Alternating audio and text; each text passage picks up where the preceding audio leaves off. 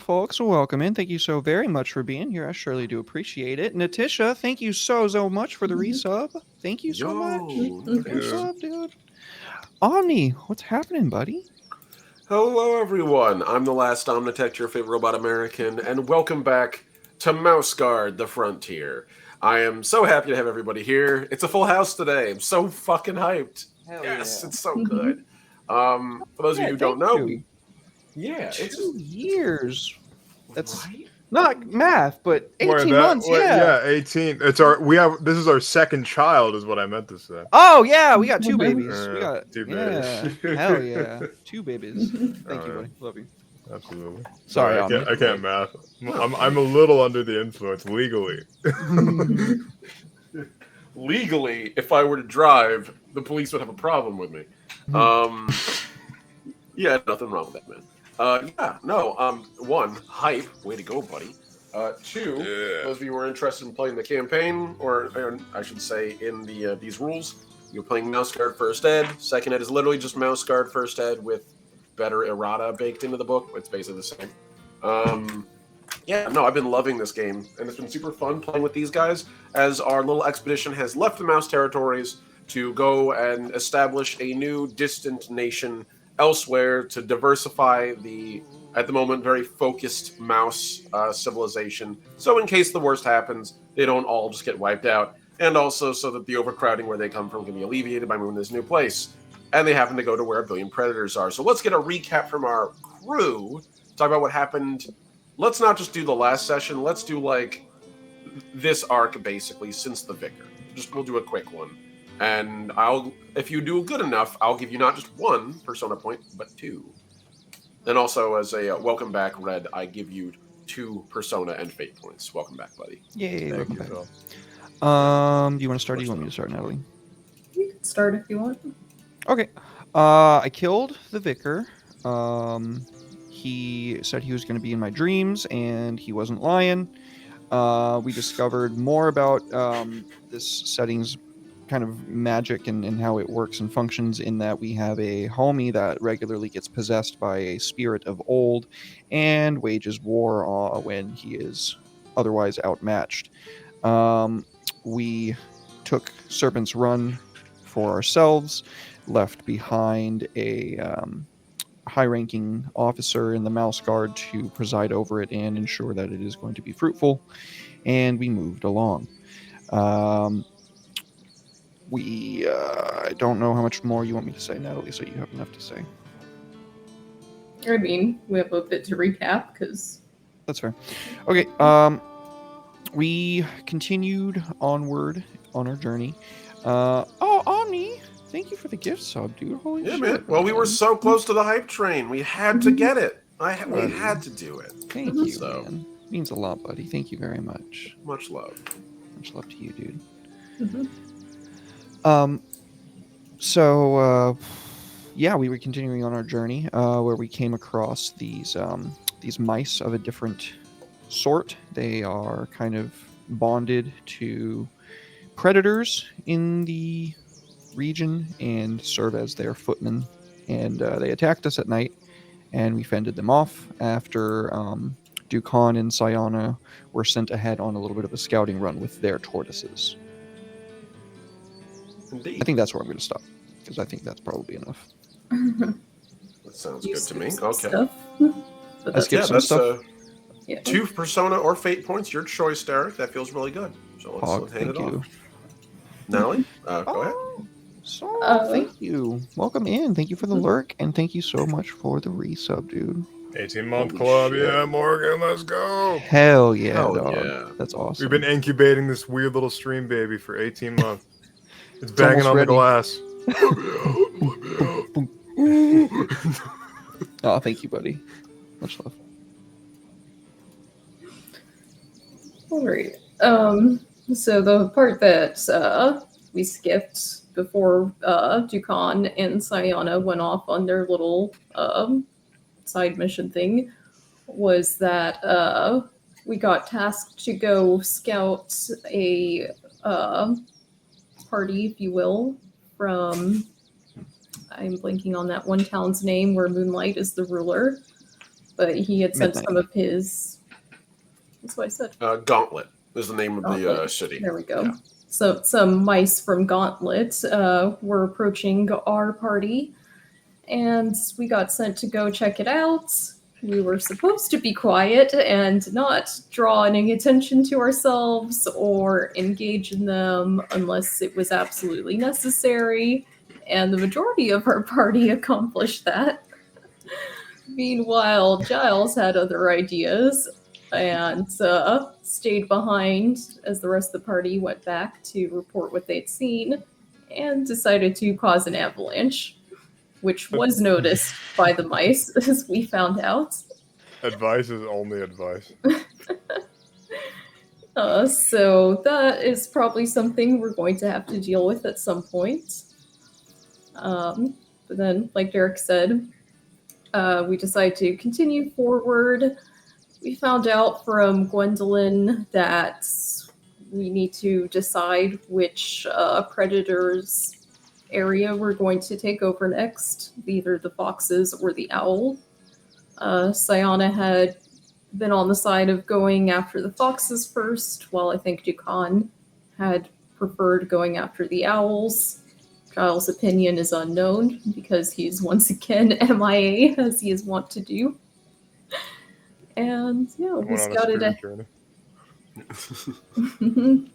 we scouted ahead, ran into some mice from two of the aforementioned factions, the mice under the owl's control and the fox's control.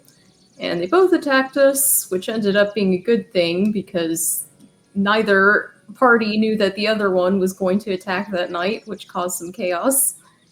And we were able to get away relatively unscathed. And then we decided that we would stop at the owl's little town that they had, not their main town, but they had another little area where a majority of them lived. So we disguised ourselves as merchants and infiltrated the area. Meanwhile, Dukan snuck in with his party undetected. Doing weasel shit. We're currently there, needing to cause some type of distraction or something so Dukan can take out their leaders so we can more easily take over this place. I think that's True. about it. Thank you for the gifts, Natisha. Much love, homie. Much appreciated. Thank you very much. Would you call the owl Tim the Wood? Oh God, I should. Opportunity I missed. should call it the Wood. I love that. No, it's canon now. They colloquially call it that. The Hood. I love that. We'll call it, yes. I'll use the Hood. It's Hood. All right, I love that so much. So, thank you guys so much for that. There is one little thing at the end of the last session while the characters were infiltrating. Natalie, as I recall, when you went into this town, which I believe, as I recall, looking at the Beast Kingdom because it's the locale, the very bottom should be Beast Kingdoms. Here we go. Yeah, the town of Vinecrawl, or the small settlement of Vinecrawl. It actually seemed pretty nice, right? I think I remember your character being like, "Oh, this is pretty nice," and all the bad guys, quote unquote, actually being pretty cordial. We went from thinking, all right, guys, as a distraction, we're just going to start, setting things on fire. We're going to be destroying stuff. And now she's like, don't want to hurt these guys. Perfect. And as I recall, the session ended with you having, or I should say, with Derek, not Derek, let's be specific, with Dukan witnessing the this giant hawk tucking through the leaves towards the settlement. And I believe that's where we left off after you had just taken over this little watchtower on the top of the settlement. The highest point of their settlement, right? Yes, exactly. Hog. Okay. I Are feel you like all along it? Bow, bow. Oh, Bow, bow, bow, bow. no, that's the wrong one. Yeah, I don't think that was the right tune. Let's let me stand next to your fire. All So along the I watchtower is feel- Oh my god. You got So me. I feel this is a great time for us to pick up where we left off with Mhm. Red. It's been a hot minute since you've been here. What a great segue. So, It's me making j- stupid yeah. guitar noises. I feel like there's not much need for a segue here. I'm just gonna brute force it. We're just gonna get on with it. Go and So, dry, baby. Giles, my friend, Mm. as we had last left you, as I recalled, your character was. They were sort of like recuperating from everything that happened. Not really recuperating. You had literally just gotten through the consequences of having unleashed an avalanche onto what appears to be an aid caravan from Gauntlet. And we kind of just like cut off there with you. We haven't talked about where you've been since. So I think it'd be safe to say that Gwendolyn would have had you form like a second wave force out of your troops, since you had probably the most disciplined soldiers, or at least certainly the most ferocious soldiers out of the expedition. Saying discipline is probably wrong. Saying ferocious is absolutely true. Saying that I'm more ferocious than the weasels, that's a compliment. I mean, the weasels went with the scouting party. Out of the mice, you're definitely the most ferocious. That's for sure. Damn. And I would say, Always like, playing yeah. second fiddle with those fucking weasels. Thanks, Nurse. If it makes you feel better, you're certainly the more bloodthirsty of the two groups. That's for sure. Never too early for self-care. Hell yeah. Thank you, Neris. Gonna hydrate in on that. Appreciate it. Cheers to destruction. So, since then, you've been. I'm going to assume this is okay with you. Correct me if I'm wrong. Drilling, training your troops, getting them formed up and ready to make a second wave push. Does that sound all right to you? Yeah, this is the return of the king. Did I find any ghost mice in my journey? Did I find any access to, like, necromantic power? No, you have not. Not yet. Are they perhaps of the pink variety? And you could find them? Unfortunately, Robot. say that Giles is probably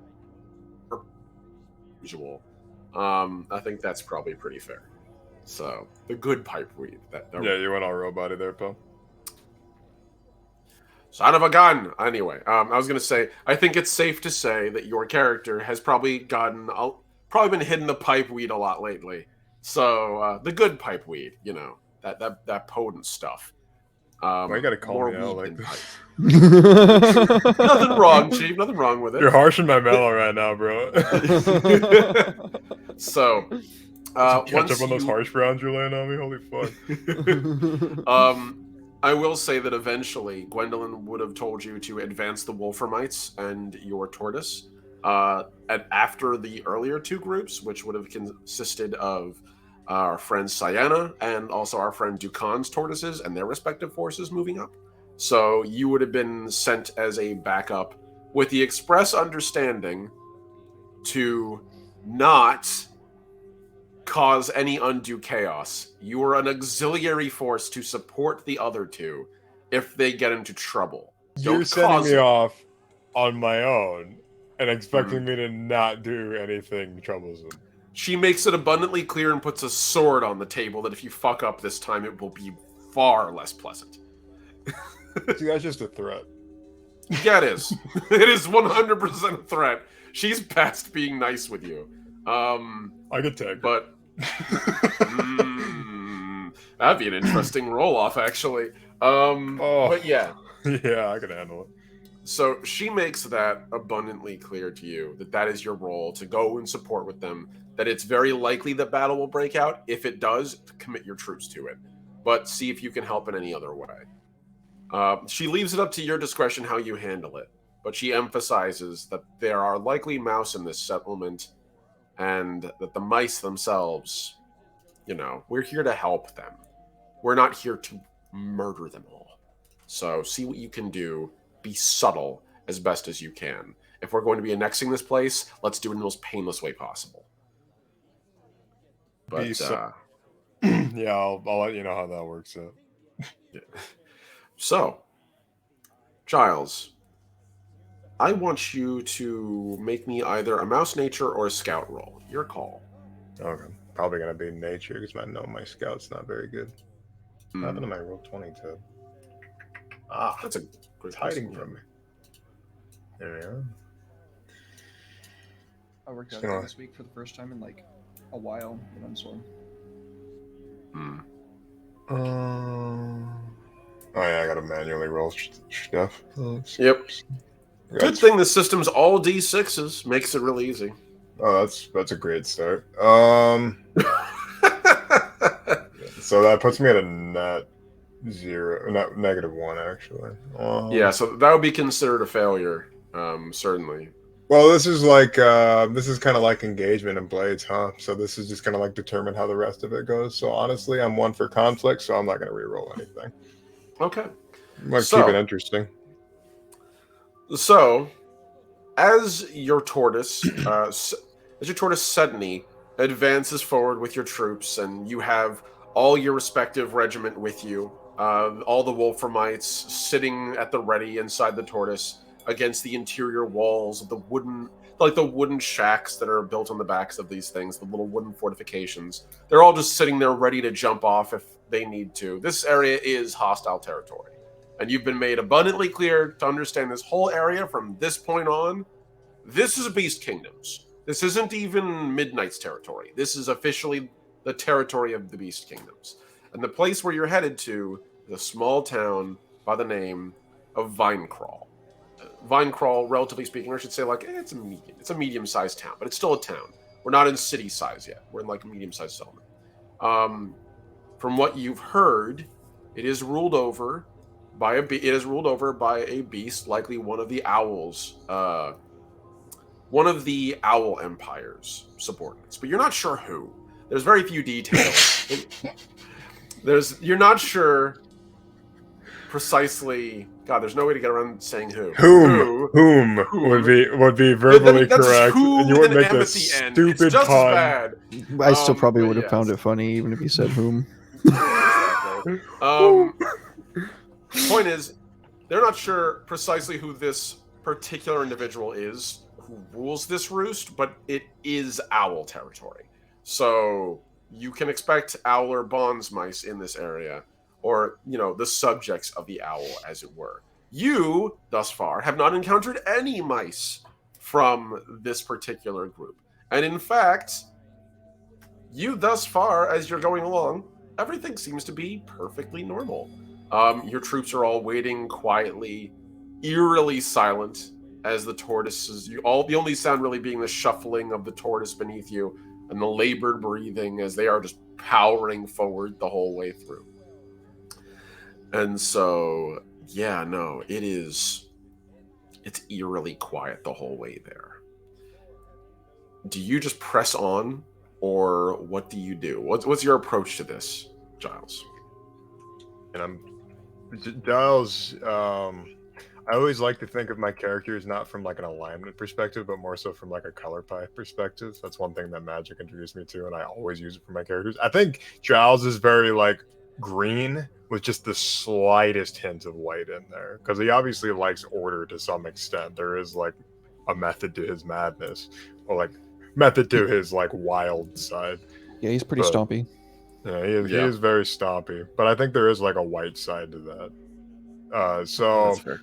He's pressing on, but with caution. He's not literally just sending his people full force. He's going to slow them down to half speed and push forward, so they can take in their environment. Because I mean, he didn't survive in Wolfram literally just running along and not memorizing all the terrain. He knows that he's going to have to eventually memorize and commit these things to memory. So that's what he's doing right now by having somebody else take notes and make maps for him. Okay. I think that's pretty fair. I don't know, I don't know if he has cartography. That's actually a good question. I know that's like isn't that a thing? Like map? It is, yes. Yeah, cartography is absolutely a thing. Oh, I have cartographer too, so I would be making my own map. I'm not. Yeah, by all means. I might be having one of my people help me with making the map. But like, yeah. Okay, that's fair. If that's the case, I'll move us over to the current map of the frontier, and I will ping where we are precisely for you. Wonderful. So make me a cartography roll. For very quickly, just so we can see what you got. Jaws is also one of those people that likes doing things himself and knowing how his other people do and specialize in these things. So he's one of those. It never people hurts. Yeah, he always likes to have his. He likes to have his thumb in every pie to some extent. Okay, so that's not terrible. I can always like push that. Yeah. So is it? I'm trying to remember. Is it fate that lets me just add another die? It's I believe it's fate that lets you. Yeah, well, fate lets you add extra dice to the pool. Explode. Yeah, persona lets you explode dice. Bro, I'm gonna spend one more. I just want to spend enough until I get a success. So far, no Pain. traders. Fuck it, So we far, ball. no traders. Fuck it, we ball. Okay, so I will say what you have no, right I'm there continuing rolling. it's not a critical failure. It's not really a success. I like to call it a neutral failure. Why roll 20? Jeez, so rough today. my buddy, my man. Somebody in chat. Yeah. Also, chat reminder: Fork it you guys over. do have access to points, so if you Oh don't yeah, want I to, think I Pay your forgot to. penance to the king of Wolfram. I will do that now. My bad. oh, thank you, buddy. I appreciate that. Fork it over, you bastards. Yes, we will have give persona and fate, as well as also a couple of other fun things. Please. That's the big one. I can't spend all of my. That's fair. So far, right now, you're currently not. I don't want to say failing. What it is I was looking to make sure you didn't critically fail. You have not critically failed. You haven't really succeeded, but you also haven't like failed hardcore. So all this means to me is you're performing in a manner that I would consider is competent, but not particularly like in any way would put a tilt the scale in your favor. You're just doing it. So That's right. Thank you. So in this instance, you can tell that this is where you are located on our little map right there. The little ping. There we go. That's a success. It's dangerous to go wrong. Thank you. Life. Is it life? Thank you. It's Leif? Yeah. Life. Okay. Thank you. Forgive me. Thank you, Life. Actually, first time I've actually learned your name. That's good to know. Yeah. So, Just phenomenal. that's about where you are now. You're a fair bit away from Serpent's Run. The rest of the expedition is about halfway between where Vinecrawl and Serpent's Run is. They're currently sitting on the edge of what would be considered beast territory, not committing their full forces into it until they at least know what's ahead in Vinecrawl, since that is known to be the first of all the different expedition territories that they're going to have to go through on the way to the Fox's Den and the Owl's Roost. So, as you're advancing, a lot of your time has probably been spent like modifying the map as you've been going, and the path here is well worn. It's clearly that of a merchant's path or a frequently traversed, like I would say a highway would be the term, but I'm talking in the medieval sense of a highway, where clearly this has connected multiple settlements before. Yeah. Likely Serpent's Run to Vinecrawl. I played a lot of Highwayman characters. Yeah. Highwayman, I work with my hands. I'm not going to go into the whole thing. But anyone who's watched Over the Garden Wall, you get my meme. You eventually do pull up to a point where I'm going to say it's taken you about 3 hours, 3 to 4 hours or so to get across this distance here from where you were to where you are now. And when you get to this point, where you see the little mouse caravan sign, you can see the other two tortoises of Garo and I believe the other one's name I should have right over here because I have made notes of all these tortoises by Thunder. I forget nothing. I forget a lot, but my notes forget nothing because my notes know better than I do. Damn straight, yeah. I forget a lot, but my notes don't. Yes. You know who else takes notes? My mom. Here we go. So Burgild. My mom. My mother, yes. Garo and Burgild are the Garo and Sedney. Yours is Burgild. As Burgild comes upon these other two tortoises, and there's a couple of mice hanging back on them, sort of just watching them, and they've been laying low. Clearly, they put brush and leaves over them. It sort of looks like they've just sort of pushed themselves slightly off to the side of the forest. It's enough where it would fool a predator from above, but anyone on the path would notice these two very clearly. They're clearly just holding back as a temporary thing. What do you do, my friend? And for the record, you, from where you are, don't see either Cyana or Dukan's forces. It's just a smattering of one or two mice left to guard.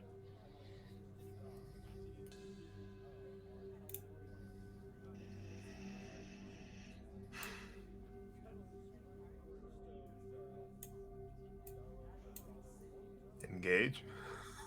That's I'm really Fuck considering people. I'm considering my options here. fair. That's fair. My people are You know. meant for fighting, like that. They are bona fide martial artists. Yeah. These days, boys are gonna fight all over you. Sorry. I hit my head and I couldn't not. I'm sorry. No, that's fair, man. It happens to everybody. Yeah, if you want to advance up to where these guys are, you're more than welcome to. I will engage their forces.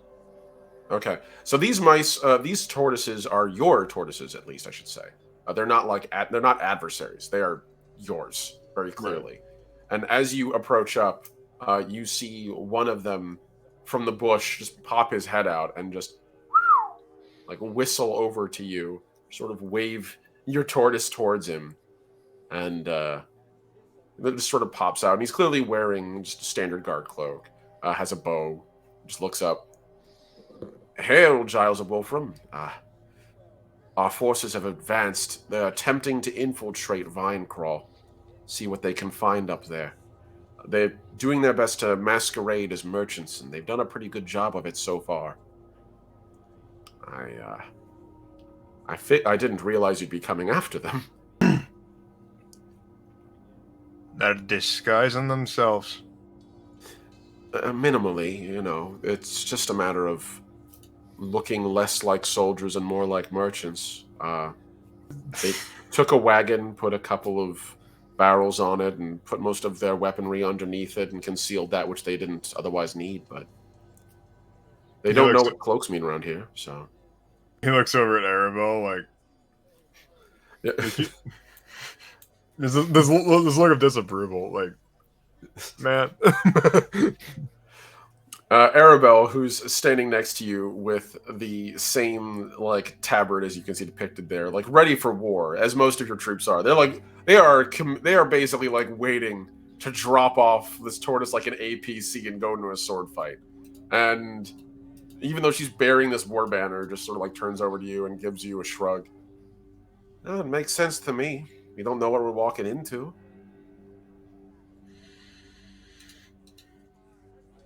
I'm not saying it's how I would have done it, but I'm not saying I'm going to talk bad about the idea.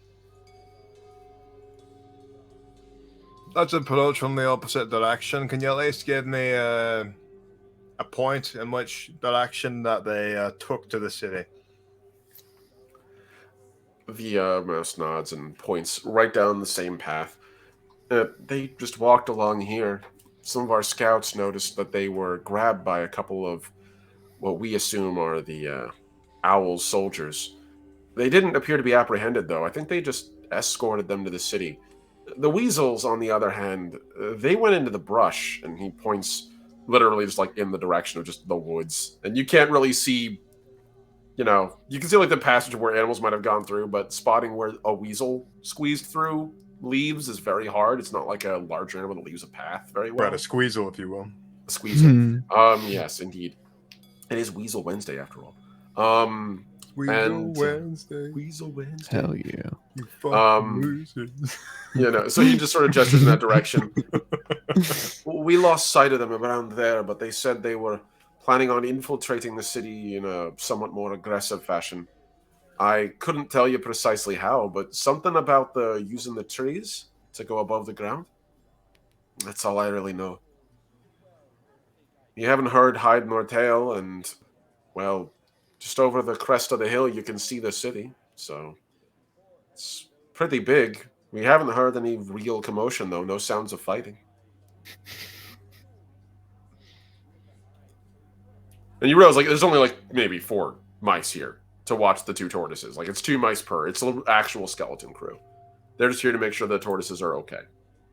They left 4 of you to watch over 2 turtle. Well, it's not like as though as if our friends here won't put up a fight. And he pats Garo on the head, and Garo turns and like clamps down his beak so hard there's a clack. And yeah, like it does dawn on you, like these things are big. They mice don't usually fuck with tortoises, because tortoises are, if they're so inclined, more than capable of killing mice, and are basically impervious to retaliation. It takes a lot to kill them. So it's really more like they left the armored personnel carrier with a skeleton crew than it is they left behind like defenseless little turtles. Like, no, these things will take off something's leg or head with a good bite. He still And they doesn't can retreat approve into of their it. shells. Yeah. He still doesn't approve of it. Seems irresponsible, especially considering they're in owl territory. Yeah. No. We're the irresponsible ones, the ones who are here doing our jobs, not off gallivanting, Lord knows where. Well, I'm the one starting a revolution while you're busy playing dress up as merchants, so I'm just saying. Oh, dang. Sion's just gonna join the owl mice, and we're just gonna all attack. I can't wait till Child. I can't wait till I have my own kingdom and I destroy the mouse game once and for all. Oh my god. That was my plot all along. It's possible. It's quite possible. So Arabelle looks up at you. So you said you wanted to approach from the opposite direction, then? Did you mean opposite method or opposite approach, as in different actual direction? Maybe if they have... I'm having a wee think. Lend me a moment. What if, and this is the mouse with the boat speaking of, what if I took you up there and showed you the way that they went? Maybe it'll help you make your decision a little bit better? You can see the whole settlement from up here. And he just points, and like, you guys are on a hill. It's going up. Like, and the crest isn't but like a couple 100 feet away. So. He just gestures his hand like, lead the way. Okay. The mouse guard sort of jogs up, and as he gets towards the ridge, he goes low and starts crawling a little closer. Not like full on, like through the trenches, but under the barbed wire style, but mouse scampering to the point till the very top. And then eventually, when he's at the very top, he sort of turns on his haunches and just sort of gestures for you to come up next to him, and points over the mountain or over the top of the hill, and reveals ahead of you Vine Crawl, the actual settlement. They live in mushrooms, on the shelf mushrooms. Yeah, absolutely. Living on shrooms. This place is top shelf. God damn it. Yeah, no. Vine Crawl is, from what you can tell, it seems like all the trees in this area are some variation of cypress, and there's a bunch of shelf mushrooms everywhere, and it looks like they just sort of carved their structures into the cypress. And between them, which you can't really see here because I haven't had a chance to finish the art yet, but I'm really working on it, I promise. You can also see connecting it is dozens of wires and ropes between each of these shelves, and along them are small little like gantryways and pulleys, and basically the whole thing is connected by gondolas, like hand-pulled gondolas that mice use. So it's pretty big. There's even one particular mushroom that's sort of grown between two trees. It's really big. Like for us, it would be probably about 5 feet long and about like 3 feet wide and about probably 2 feet tall in terms of how big this thing is. And it's been like stretched over with cloth and clearly like timbered up. And it's kind of the core of the settlement. You can see it from here because in the distance, you can see there's a falcon or some sort of hawk currently alighting on top of the uppermost timbers of the settlement, just sort of seeming imperious, like just vibing. He ain't doing much. There doesn't seem to be any havoc or chaos. Like the mice are going about their day, trading from the distance. Like I'm not gonna make you make a scout roll. It's a pretty like perfect vantage point of this place. Like imagine Giles doesn't have to like crawl and scramble like the scout does, and he's literally just so tall he just fucking steps up. Like yeah. He just takes a couple steps forward and his head's already over the top. I mean, Giles is huge compared to other mice. He's not. He's not bigger than a fucking weasel, but he's huge. Yeah, you're like the equivalent of like a human 7 foot tall. Like you have some form of giantism. It's just the kind that hasn't crippled you in a way. Yeah, I can't wait until Sienna gets a sling and finally puts me down, biblically speaking. It's coming. I would like to point out that the sling is in fact a purchasable weapon in Mouse Guard. But anyhow, that's neither here nor there. Yeah, I don't see the fucking Bible being a purchasable weapon, so not happening. Even though I'm the one that proposed it, not happening. The good book. It's just a metal-clad book on a chain that you use as a flail. Yeah. What's the fucking? Never mind. I was gonna make a joke, and now I can't think of it. So, you would see the mouse turn towards the two of you. The two of you being Arabelle and you, Giles.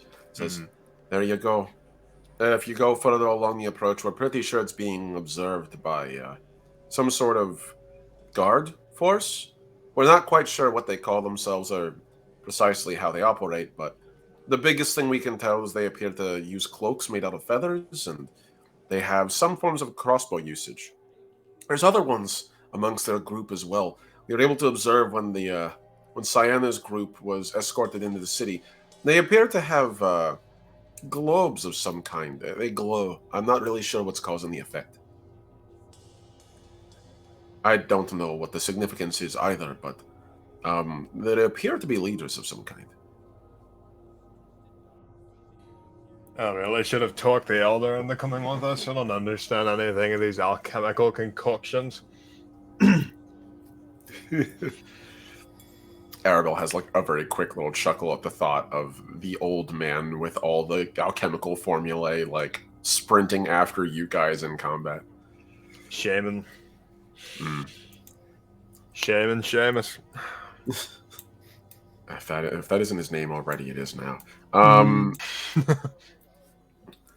Arabelle turns and gives you a sort of quizzical look. Do you want to follow their lead and attempt to infiltrate, or do you want to try to approach in a more militant form? You know, I really wish we could just lay siege to this place. That would be a lot easier. We could certainly advise it. I could send an underback and let the Mouse Guard know that we plan to besiege the place. Oh, I hate waiting. You know, I wish we all got along a wee bit better, because I'd understand that my tactic would be go in, make a big loud distraction, and then they can come in, you know, and clean up what we haven't finished. Be a lot easier. Be a bit like a pincer attack, that with a bit of sabotage and espionage. But I don't think they'd be about that, unfortunately. But you can send the word ahead anyway. Let them know that that is what I would like to do. I'm sure they'll laugh and say, "Oh, that Giles, that bastard, that aloof man, he's trying to sabotage everything again, even though I'm giving a full sail signal." What's next? They're going to get me starting a bloody fire. While you're saying this, Arabelle is quietly making hand gestures towards one of the other Wolframite soldiers, and they step forward, and there's a quiet like between the two of them while you're talking. And then eventually he just pats him on the shoulder, and he just gives a quick little salute, and then just jogs off with his great sword back along the path. You know, they're going to have me start sending out bloody smoke signals or something next. Well, you know, smoke signals isn't a bad idea. Arabelle just gives you this long look like well, maybe just not a terrible concept. Like, she looks back at the fact that your torch does have a torch on top of it. Like, he gestured to all the trees. They're not going to see it. Not saying it's the best idea, just saying generally speaking. You know, that does give me an idea. You're onto something. It's, as you look back at a tree, I'm going to set that whole thing on fire and just knock it in that direction. Take a few days to knock it down, but I bet we could do it. Arabelle gives you this look like, really?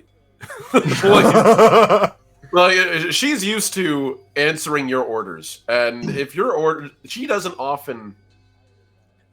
question. When you tell her to jump, she just asks how high. But occasionally, when you give her an order that's so out of left field, she does like go, "Are you are you This sure?" man's either a genius or a fucking idiot. Yeah, exactly. Like, is this a command, or are you just kind of vibing the thoughts out loud? I like that idea. That would take everything down perfectly. I mean, one tree falls into another, it's on fire, it's going to set the other tree on fire, so on, so on. But we need climbers, we need choppers, we need people working around day in, day out to get that accomplished. But, go ahead, Scout, send that forward, that's my proposition. Don't tell them exactly, though, I want it to be a wee bit of a surprise. Aye, sir. And If I find out you did tell them, I'll take your left tooth. like the second you say that, like his face just grimaces out a little bit at the thought of it. I wouldn't on my life, sir. I'll be back lickety split in a few hours. Good luck, my lord. And he shoulders his great blade and begins jogging. And this thing is so big, like you can't really sheath it. The best you can do is like strap it to your back.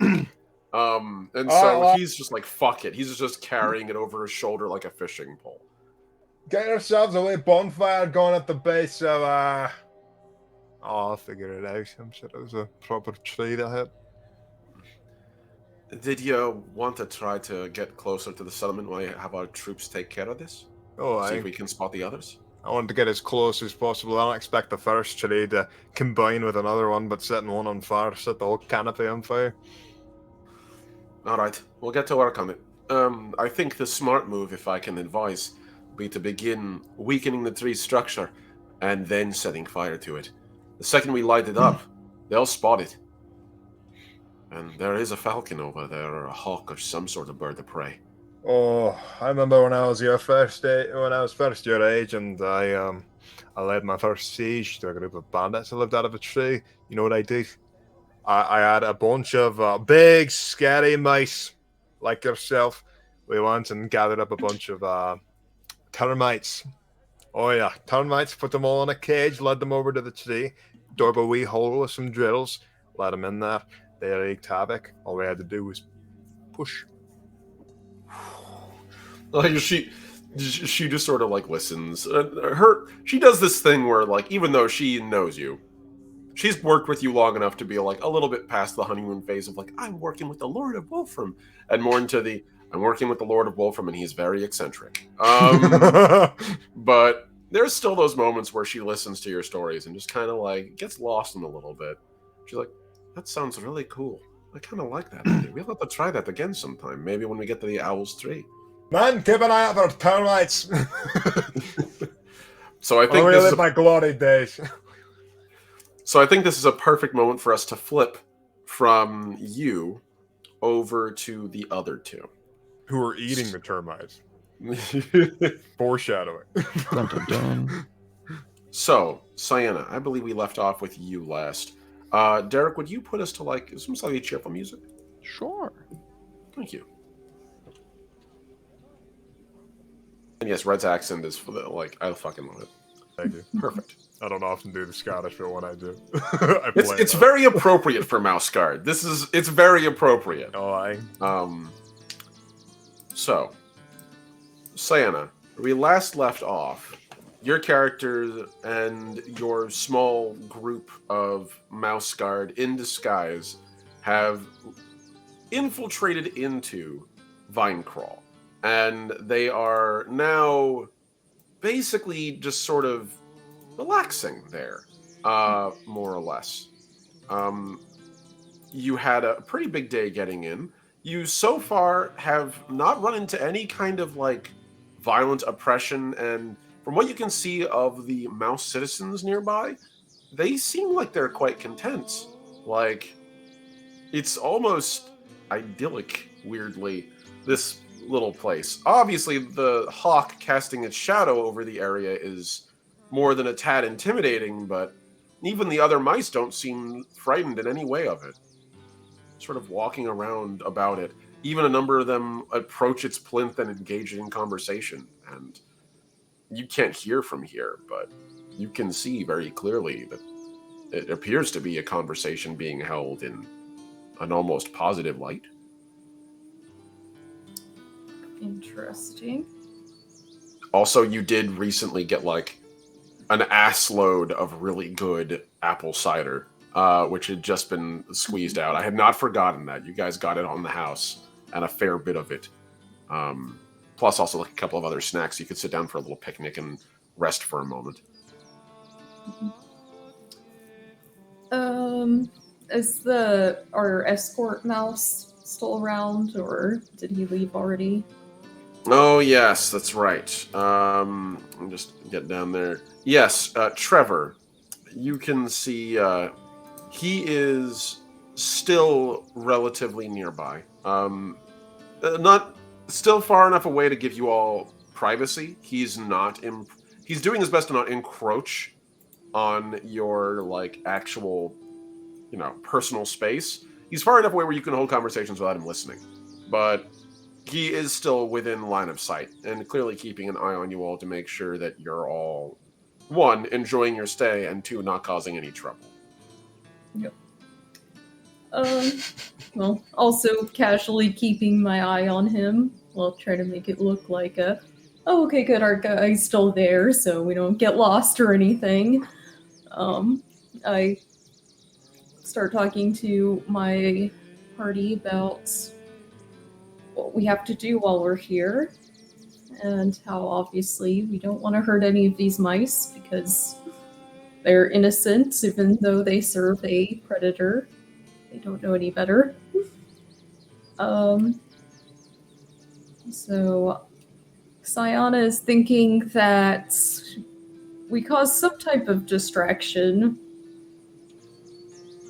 that involves the least amount of damage, but is still significant enough that, everyone's going to run over to help out or see what's going on. I'm just trying to think what that could be. Well, let's see. So because you have, as I recall, this is in Ayana. You have Thom and Autumn with you at the moment, since you wanted to have their advice. So Thom is kind of like peering about, trying to spot ways that he could cause a distraction, and Autumn is quietly talking with you about like possible ideas, like say a small fire, or perhaps like knocking over some barrels, or causing a little bit of a fuss with like a trade engagement, or just like falling off the edge. These platforms don't have any guardrails, as far as you can tell. The mice just kind of rely on having grown up here and just sheer wit and care to not fall over. And she thinks that it might be a good distraction if someone stumble and nearly fall off the edge. Yeah. And hopefully that'll get guards to approach and help. But she's kind of at a loss for this place. This is a new location for her. Alright. Everyone's kind of spread out, so need to be something to kind of draw everyone to the same area. Make me a scouting roll.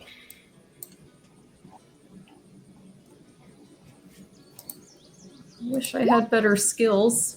I can't just like bake the world's greatest loaf of bread that everyone's like, oh my goodness, I have to come see this.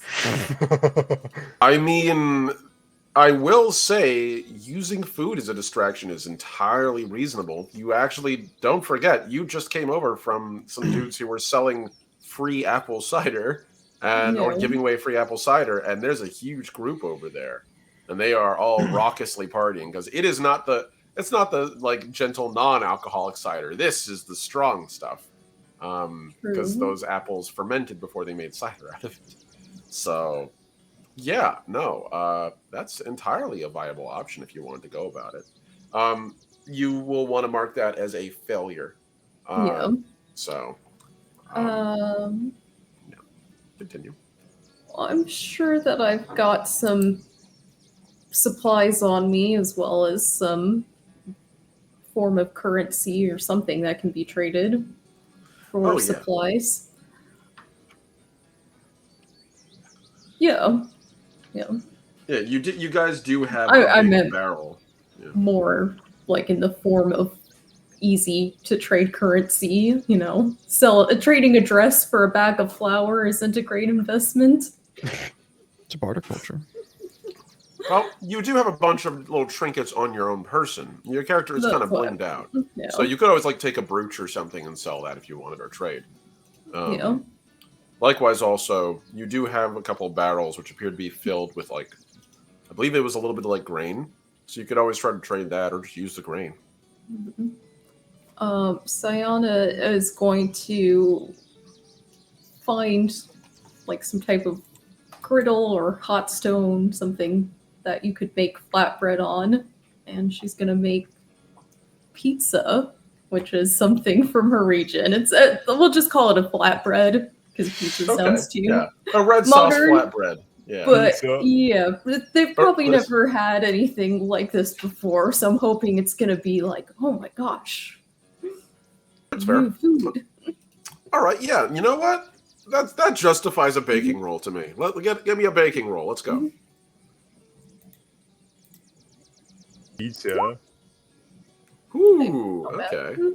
Yeah, that's a success. That's solid. Pizza. Big. So, I set up next to the apple cider place, so everyone who's getting a drink will smell the delicious aroma of my flatbread. And there's various toppings they can choose from, like mushrooms and things like that. yeah. The mice you're with, you very quickly start putting in the work. You're like, okay, you start grinding that grain into something a little finer, and like they get a little more and pestle, start getting to it. Then another one, you're like, go get me fresh water. You go get me some yeast. See what you can trade if you need to. Like trade this, and just like give him a couple of nails. And he runs off with that.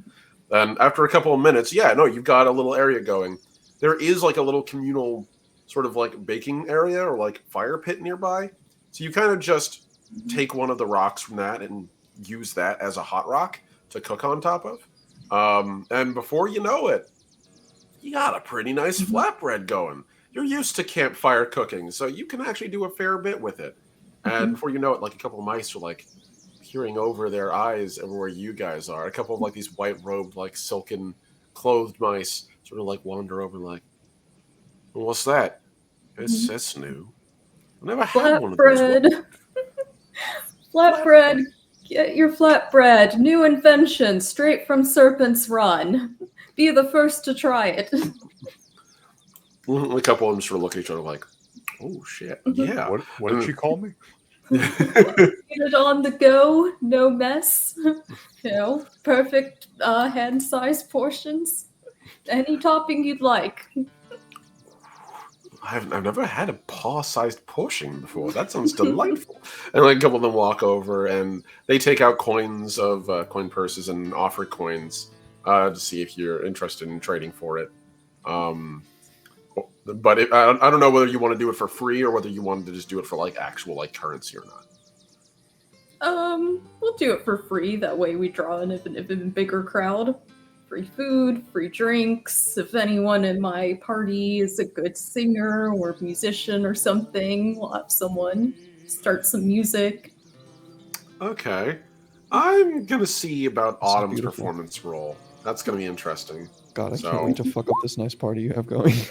I can't wait till a Wow. tree crashes into this party you're having. We just forget that we don't live there. We're just like, oh no, we're under attack. Quick, guys. Quickly, defend the settlement! Alert Kill the the Lord of weasel. Owl! Alert the Owl Lord! So Autumn pulls out a small pan flute and begins to... And she just starts doing her little toot and starting Apparently this she's lovely pretty little good. jig. Yeah, no, she rolls really fucking good. She's actually Hell, clearly a little bit of a musician in her off hours. And before you know it, between the flatbreads you're handing out for free, which very quickly people are like, oh man, this stuff's pretty good. And like it starts getting around. The apple cider guys you set up next to like take notice. And at one point, like this portly mouse wearing this sort of beige, almost kind of this beige sort of tunic comes over carrying 2 giant mugs of apple cider and offers to trade for it. And after a couple bites, she shouts, "This is delicious! Everyone! flatbread and cider, and like before you know it, like it turns into sort of rush. While this is happening, and your infiltrating force quickly becomes like a kitchen crew. You're basically slowly turning into Gordon Ramsay. I was just thinking that I feel like Sayana's on Master Chef, and I'm imagining the little Gordon Ramsay mouse. Yeah. There's people waiting. You've got to cook faster. This is Yes, fucking chef. rubbish. Yeah. There's food dying on the window.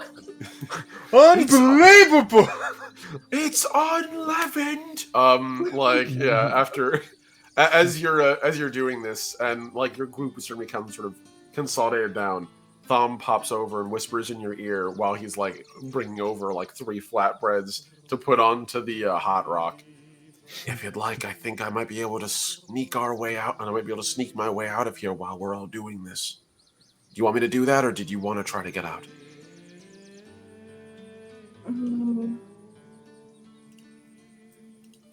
I'll let you take this one, Tom. I might be needed here if something happens to guide the men. Roger that. I'll see if I can't get the lay of the land, see if I can spot the weasels, and maybe, just maybe, I see if I can listen in on what's going on with that hawk. I can't be the only one who's curious. If possible, report back here. Give us an update. Swiftly. I'll be back. And he just ducks into the crowd, and you can hear the people are just like cheering and singing, and there's like a group of 5 mice all doing a jig together to the pan flute, and it's basically become like a little party over here. Actually, can I, I'm not like sneaking away, but sneak away to bring some shortbread, to bring some flatbread to Trevor. Yeah, absolutely. You managed to squeeze your way out. The other mice have been watching you do this, so they know what to do now. Like they've picked it up. You've basically got them all assembly lining this. The only thing you were doing at this point was just making sure they weren't fucking it up.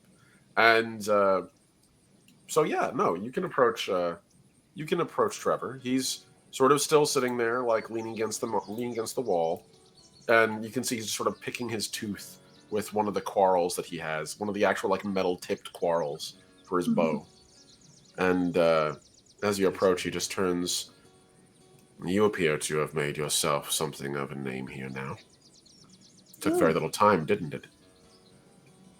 I do enjoy bringing happiness where I go. I've been a bit concerned when I saw your giant bird lord friend. But the people here don't seem scared, so I figured I might as well enjoy my time here as well.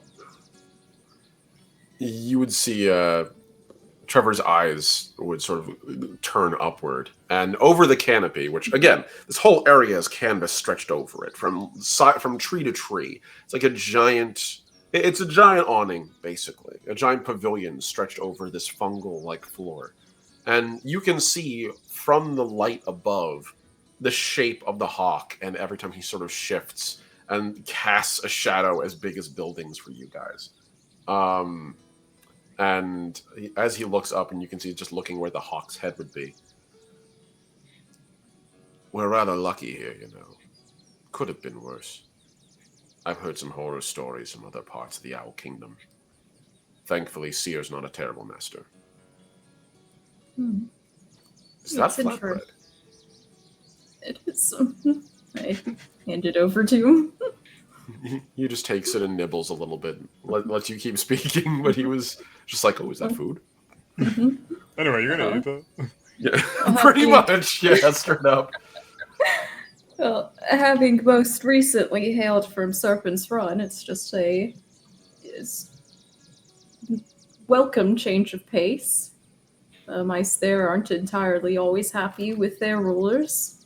I didn't think that I would ever encounter a place where, for the most part, at least on surface level, everyone appears completely at ease and happy. We have our problems, of course, just like everywhere else.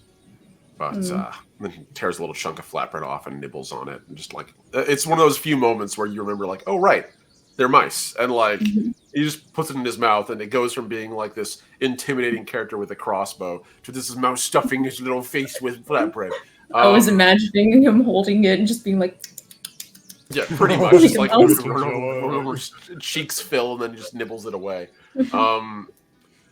Compared to other regions, we're relatively lucky. Vinecrawl's been around for quite some time. I don't know the history of it. It's for Scarly mice more skilled than me.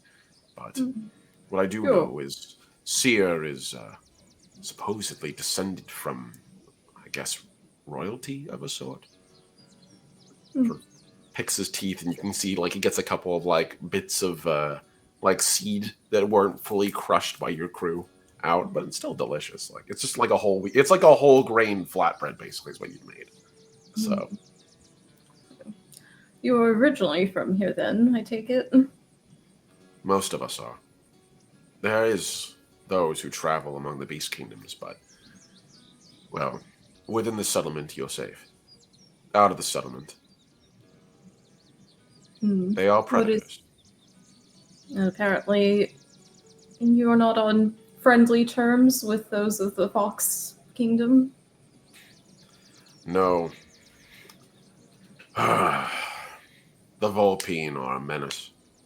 They attack us every opportunity they get.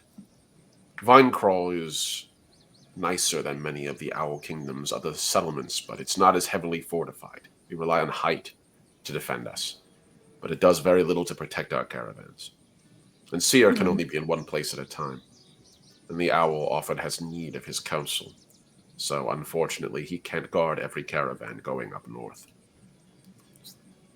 Look up at the Falcon. Is he here for long, or not that I mind, but still not completely used to being around such a large creature? And at this point, I will show you the half-finished but not terrible art at the moment. I'm okay with it. Oh, nice. Well, he's got a helmet. He does. He has a little more than that, but right now that's what we'll focus on because it's the only armor I've gotten done on him today. It's been a day, folks. So as you look up and you can see the shadow, and through even the canvas, the light sort of cuts through in a way that you can sort of see it's translucent now. And Seer is this massive bird, clearly a red-shouldered hawk of some kind. And the bright amber eyes, so massive they even can be seen through this. He's clad in some kind of metal armor, a helm. His talons appear to be armored as well, and it almost looks like as though if he's got blades that are kind of put on hinges that are going to be sort of snapped forward and grabbed by his claws, so he can use them like punch daggers. He's pretty well equipped and clearly ready for battle, but at the moment, he appears to be engaging jovially with a number of mice. You even hear like a hearty guffaw come from above as one of the mice that he's talking with must have said something funny. And the hawk sort of like does like this gesture, like leaning down, like a laugh.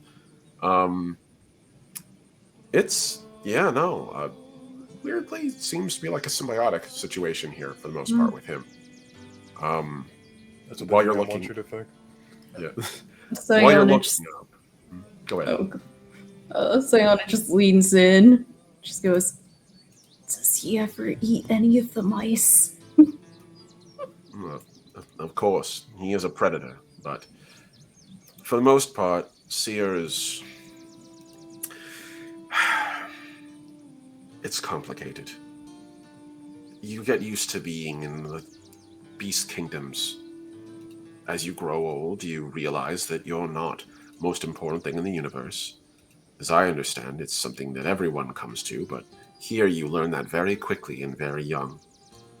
You don't leave the settlement because once you leave it, you are technically prey. Thankfully, Seer prefers to avoid preying on his own people. He only preys upon convicts and those from other settlements, and only enough to eat. And he'll eat anything he can to get his food, not just mice, rabbits, moles, crickets, small birds. Predatory in nature, it is what it is. But he's protective of us, to a degree. And he has very little love of the owl's terror tactics. At least, that's what I've been able to glean. That's why I work for him. Well, that and also the ration, which is nice. Sounds as if you are not fond of these owls either. He gives you this conspiratorial look, like a don't let that get out. Just Kind kind of, of nod like, yeah. I gotcha. I understand you two are a hater of owls. Yeah. Hey guys, this guy hates owls! Get a load of this fucking clown. Who? Fucking. That's gonna be a running joke, and for this whole arc, I'm gonna love it. He gives you this sort of look, and as he says the next couple words, like it's very deathly serious. I will serve whoever my liege lord serves, but my allegiance is to Seer, not to the Owl Tyrant. I understand. Is there anything else I can help you with? This was delicious, by the way. Thank you. And he, You're welcome. gestures at the crumbs in his hand. All that's left is just like flour. I just wanted to show my appreciation for your looking after us, and I appreciate the conversation. I'm always curious about the places I stop by in, and this is by far the most interesting, I must say. Well, you're always welcome back here, so long as you don't cause any trouble. And, and he sort of gives a look over you again. I'm going to make a roll very fast. Oh no. I mean, oi, governor. I gotta change my accent. I gotta. Yeah. He looks you up and down again.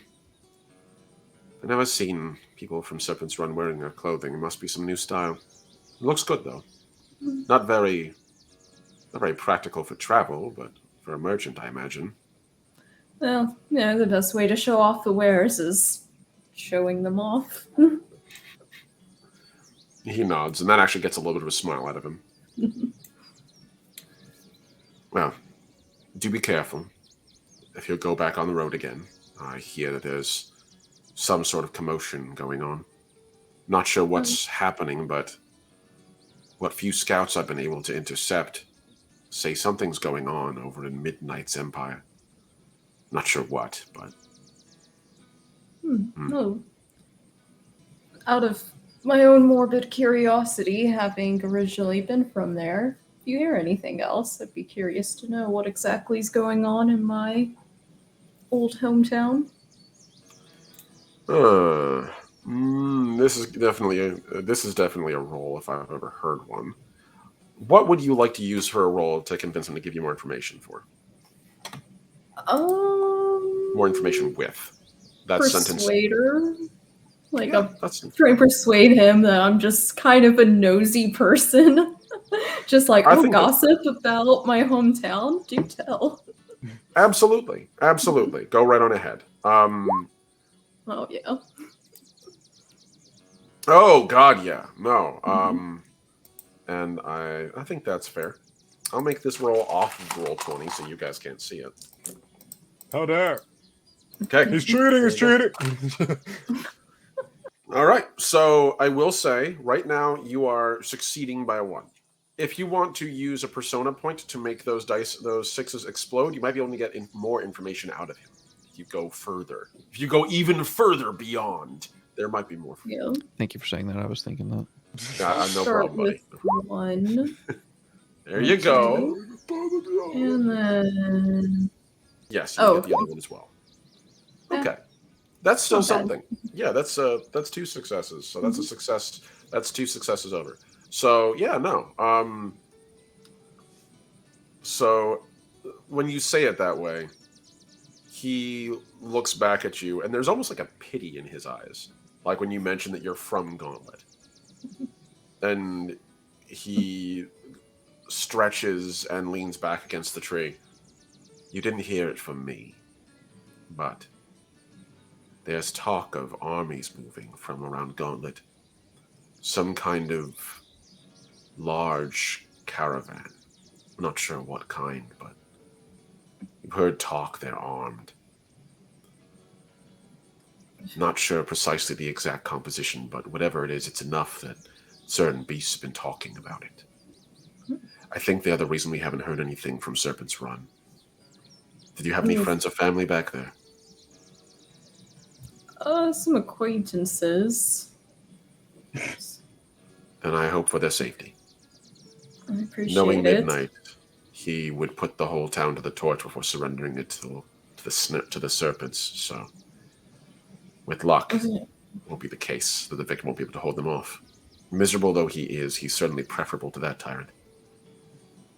So Midnight is trying to overtake Serpent's Run. That's what it sounds like. Interesting. Midnight's trying to take over the entire frontier. But that's Midnight. He always has. Hell, it's the reason why we call it the frontier in our language. We didn't have a word for it before he arrived. Well, makes sense. He's always been one to try and overachieve. But I've seen the vicar in passing. I'm sure that he will easily stop them. Mind flashes back to the last time you saw the vicar, which was decapitated and now around the tortoise. Actually, around Ducon's entrance to his house, which is in the back of the tortoise just outside the settlement. So the vicar's closer than he realized. I mean, if Midnight were to try and go up against the vicar, he would see his dead body and stop because he's already dead. So I'm not really lying. No, not entirely, no. That's definitely... but it's enough. This is just an internal flashback for you in the audience. Like, remember that time where there was a big epic kaiju battle and Ducon fucking, like... Peter, remember the time? Serpent? Yeah. Like, literally had, like, a Marvel moment skewering a giant snake while it was being bombarded by cannons. Holy crap, is that Mouse guy? Yeah. Holy crap, is that a Titan? Lois, check it out, it's a Mouse guy. Yeah, no. A freaking weasel. He just sort of hopes. Let this much there. Don't give up.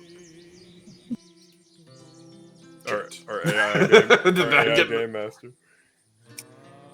I'm sorry. I'm sorry. Yeah, no. He's sort of size. Just so. Well, I'll say this much for the Mice of Gauntlet. They are relentless, and they don't seem to give up.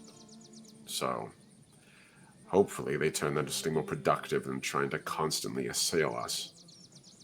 I'd rather they just look past Fine Crawl and go somewhere else. I'm sure the owl would be happy to deal with him if he really wished. So he just sort of stretches back and, like, rests his head on the tree. Just sort of vibes. Well, that's been enough reminiscing about my old hometown. Yes, I better get back to feeding this crowd. Thank you very much. What was your name again? I gave him a fake Sierra. Sierra. Okay. Yeah. Yeah, that's right, Sierra. It's... Thank you, Sierra. I'll be here if you need me for anything. Sierra? Yeah. Sierra is the name you came up with. That's it. Yep. It needs to be something similar to her name, so when people call it, and I'm she's Miles.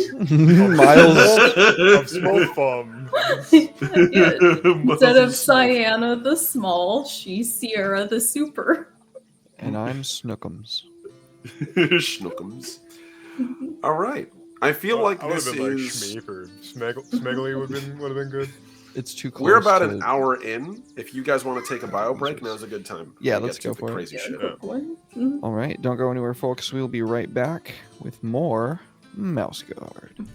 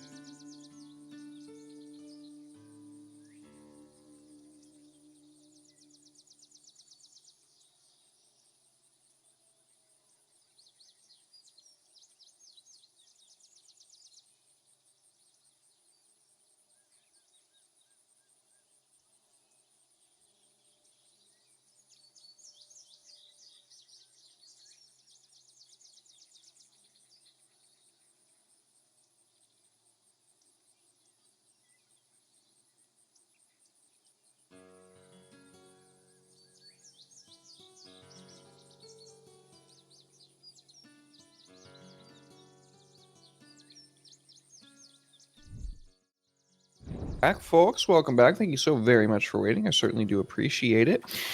If you were not already informed, you can get yourself 10% off a custom DMDM Studios dice case by going to ko-fi.com/theshadysale and using code RPGINN at checkout. They are beautiful, hold a full set of 7 dice. They absorb sunlight and glow in the dark with pink necromantic energy. Thank you very much to our sponsors. We love you. We appreciate you. Omni, what's going on? Oh man, a fair bit actually. And yes, I do so love that dice case. It's so fucking cool, and it's actually right here. Yeah, no. So let us get back to it. Speaking of Dukan, we're on you. Derek, do you have any like lighter combat music? Not like super aggressive, but like, you know.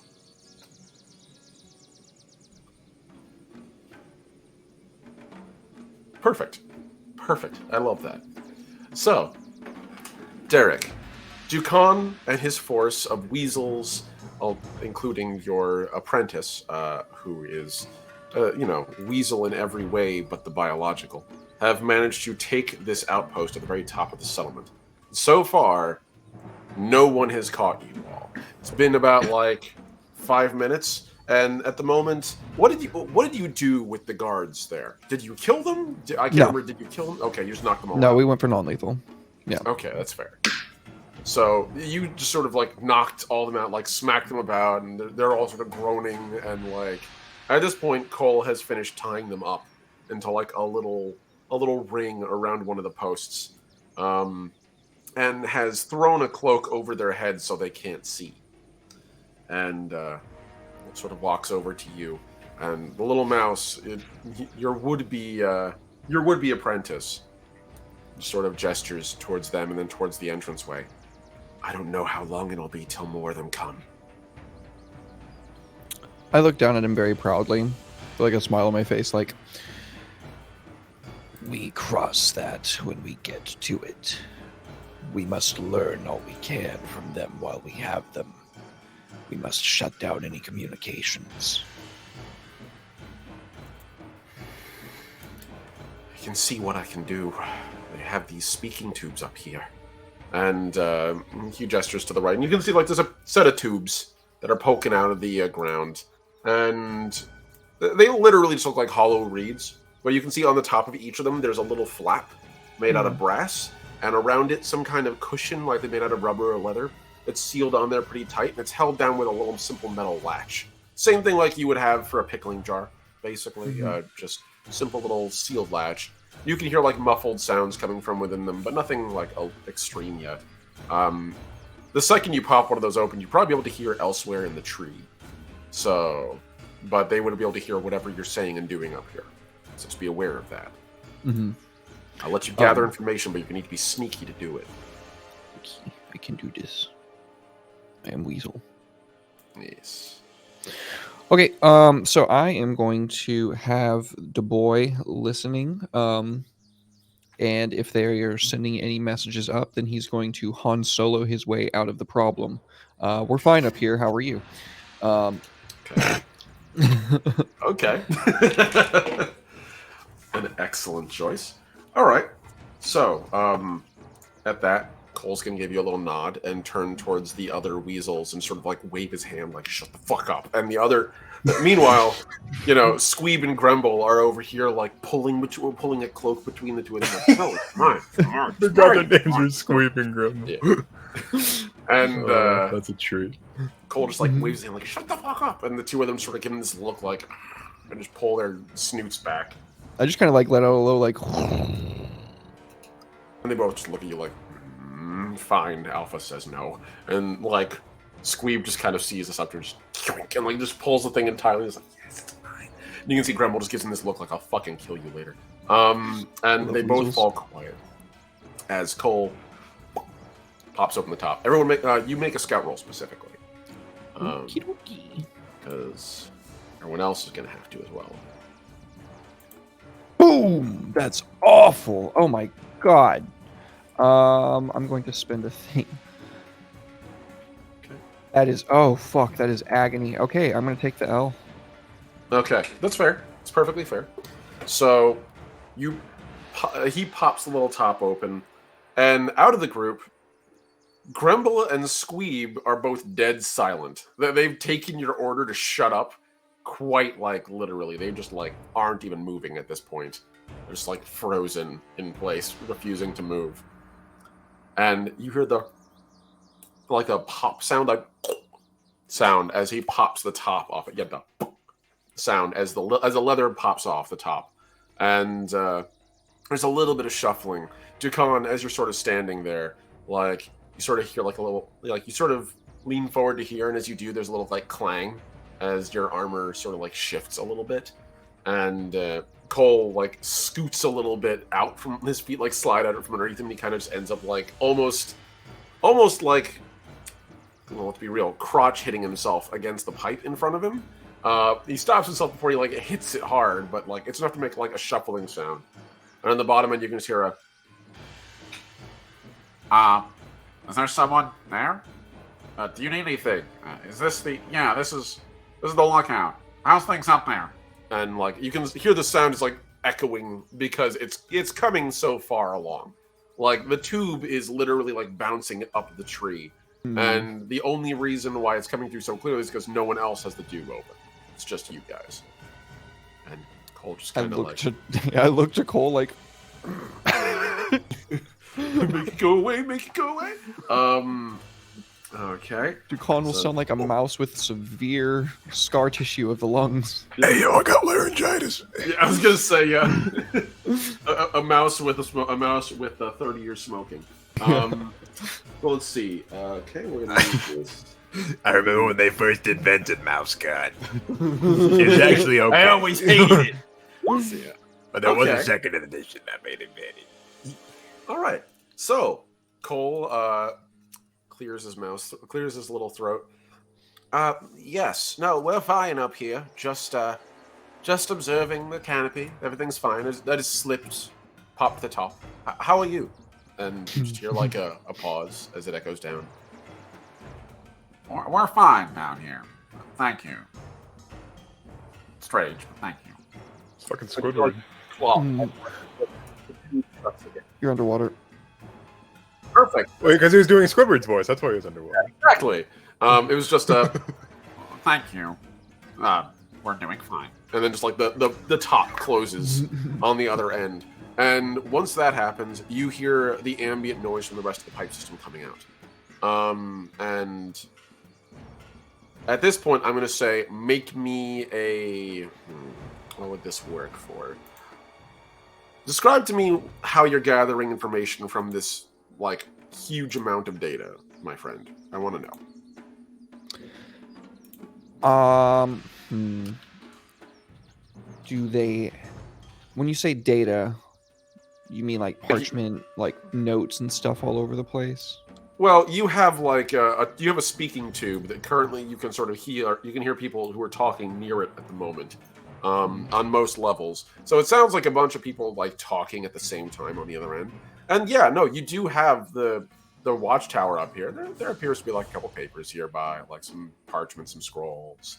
You haven't looked at any of them yet. You just kind of knocked the hell out of the guards, came over the speaking tube. So right now, your only real source of information is scouring around there, looking over the edge of the overlook, and using some of the biopters that are there to scout around the area below, literally manually looking down on it, or using the tube to try to glean things that you can hear.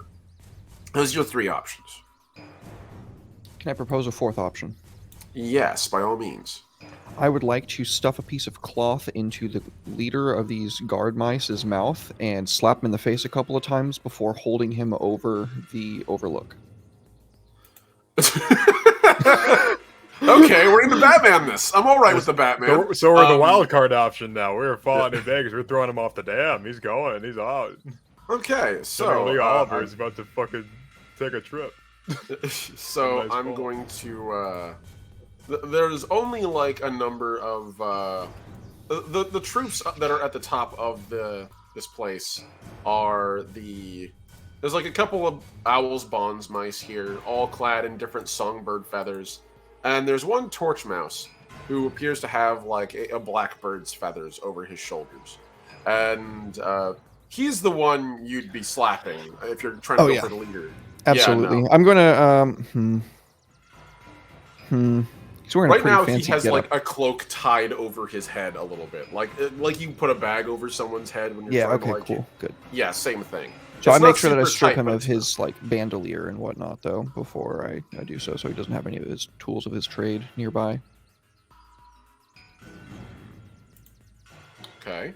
I just don't want him pulling out one of these bombs. No, that's very, very Oh fair. God. For that exact I'll take you with reason, I'm gonna have you make me a survivalist roll. I'll let you use poison wise if you'd like. Oh, okay. Oh, Oh yeah, no, you're good. So you reach over to grab the bandolier, and you know you're used to like disarming people. You just sort of rip the armor and the gear off them, just throw it aside, and then you like go to do that here, and you go like, wait, those are flasks made of glass, clearly meant to break. Gotta be delicate with this one, and you sort of like undo the buckle and pull it off. And the mouse just kind of like underneath the mask, underneath like the hood, and he can't really. He's already over the overlook. I'm just gonna like hand that off to Squeeb. Yeah, Squeeb takes it and he sort of cushions it with the cloak that he's so hard fought won against Grumble, and hands it over to Grumble. And Grumble reaches to take the whole package. Squeeb sort of keeps the cloth but hands him the rest. And Grumble just To be clear, I'm having Cole stand by the tubes in case they need to talking into. I figure as much. Yeah, Cole's still standing there. He's doing the whole Also, Han thanks, Solo nurse. waiting thing. Thank you very much. Appreciate it. Thank you. Definitely could afford to straighten my back. So, as you're doing that, so you're hanging him over the edge. He would immediately just hear like a, and then he just like start wiggling really fucking hard as he realizes he's just like, there's no ground beneath him. He's just out hanging in the breeze. Stop writhing. Do you want Dukan to drop you? Then you can see like he's shaking his head very clearly underneath the cloak. You will answer Dukan's questions. I take him into the inside of the thing, and I pull the cloth out of his mouth, and I say, If you scream, they will never find your corpse. I won't scream. You haven't killed my men. he slowly nods his head. He can't see. He has a cloak over his head. That's fair. No. They're gonna say with not midnight? harder. Are you with Midnight? No. Who would you possibly be with them? I am at... Dukan is asking questions here. Ask them. The Hawk. Baron Seer. What about him? Where is his house? His House? nest? Where does he lay his head at night? He rests below. This very tree at the very, very bottom. There's a large structure grown between two trees. Some lumber across them. He perches there for the evenings, if he stays here. That's all I know. If he has a nest elsewhere, I couldn't tell you. Who appointed him? He pauses at that. Oh, appointed. The Lord Tyrant, of course.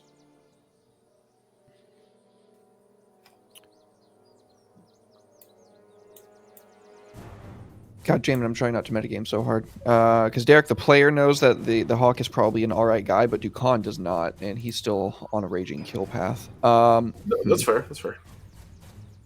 Hmm.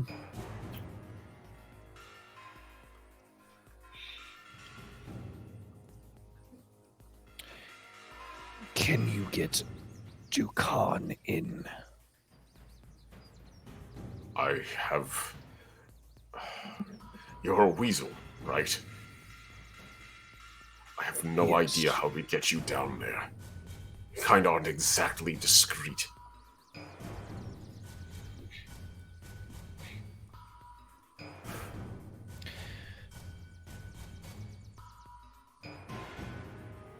He's telling the truth as far as you can tell, by the way. I figured.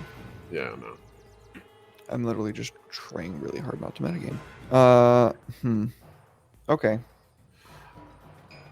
You know what? I'm gonna hold on. I'm gonna make a roll on his part. Let's see. Okay. You see him pause a little bit under the mat, underneath the cape, and every time like he breathes, you can see like it inflates a little bit, and pulls in a little bit, inflates a little bit, pulls in a little bit. It's not like it's fully airtight, but it's enough where it's like breathing into a paper bag. Clearly. Wait. If you can climb down the tree, the northwest side, there's an area you might be able to sneak in.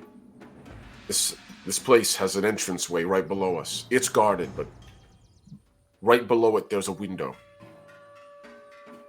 You're a weasel. You might be able to squeeze into it. You're a burrow stealer. You might be capable. Dukan thinks about this for a moment and nods. When does he take his food? I don't know. He doesn't have an appointed time. He takes off. Preys on you whenever. No, he doesn't. Lord Seer doesn't eat from the town. Only criminals. Those condemned to die for grievous crimes. Any other food he finds afield. If he preys on mice, they're on the road or they're in the wild. They know what they're doing. They know the risk they take. It's not the same. It's just pick children and the elderly out of this place, like the other raptors. Dukan kind of like looks to the other weasels and then to Cole for a second, like the fuck, and then turns back. Yeah, they all kind of give you a look back, like, yeah, like they can't, they don't really fucking believe that. Your only interactions with hawks are horrifying predators, dragons, eldritch beasts. Nearly. This is not describing the ones you've interacted with so far.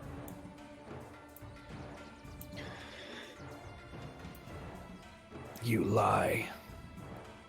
Why would I lie? You have my men here. I don't want to jeopardize their lives needlessly, and I'd rather not die eaten by a weasel. I've no reason to lie to you, Dukan.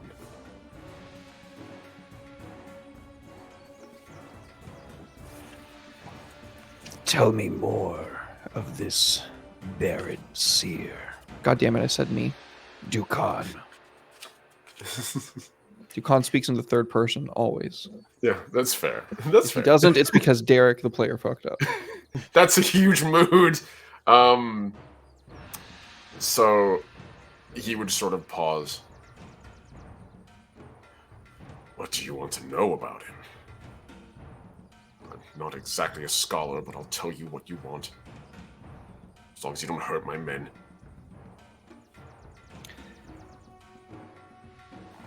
Why is he not cruel like the others that rule the sky? For one.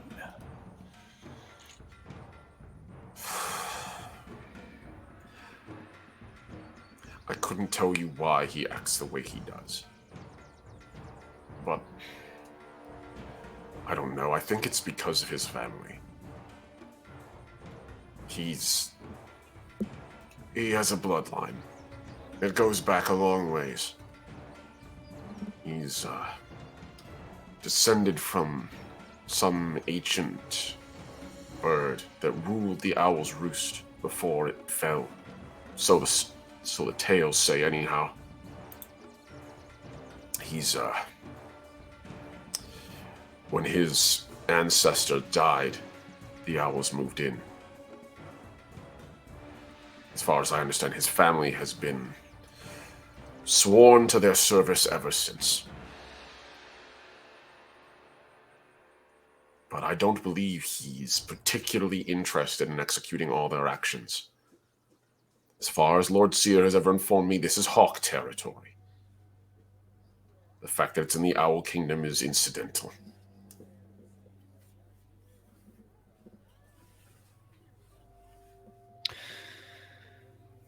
You are telling Dukan that this Hawk is the rightful ruler and heir to the Hawk Empire that once stood. That this mouse, and I point to the mouse that he can't see because he's got a hood over his face, but honestly, cool. This mouse's ancestors once fled. What? What are you talking? No one from around here fled. The traders left long ago. We haven't seen them in generations. I thought that was just a myth. Again, it's story. Only the Hawk knows. Before today, Dukan thought this Hawk was a myth. His whole bloodline. We are both learning new things today. And I rip the bag off his head unceremoniously.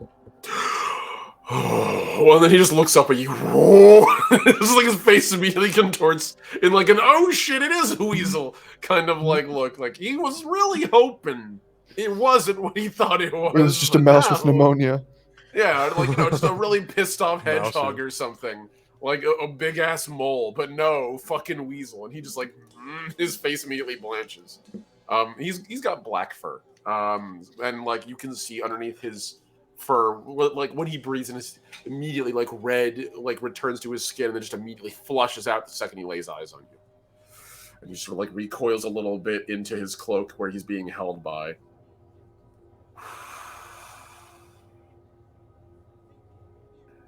You won't hurt my men. Shakes his head. Okay. He just holds his hands up. Where did my... And he looks over and sees fucking Gremble currently, like, looking at one of the flasks and sort of shaking a little bit. And you can see, like, the glow inside, like, sloshes around. And he just... Don't! They're delicate. And they're very bright. If you do that,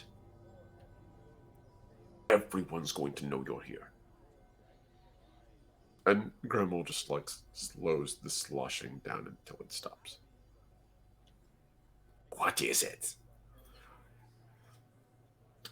It's night glow. It's very bright. If you splash that, every scout in the area will know you're here. How did you even sneak up on us? We are weasels. All right. And like he does this like grumbling, like sure.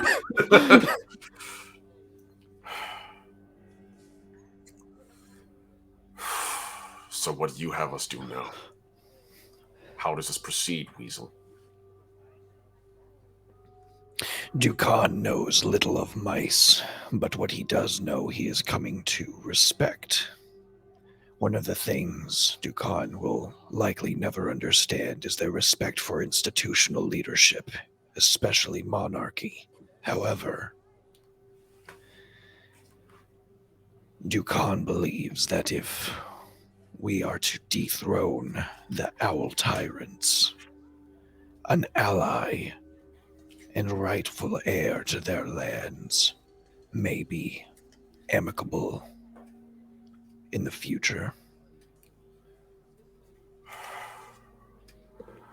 And you seem like just there's something calculating behind his eyes as he's looking you up and down, hearing what you're saying.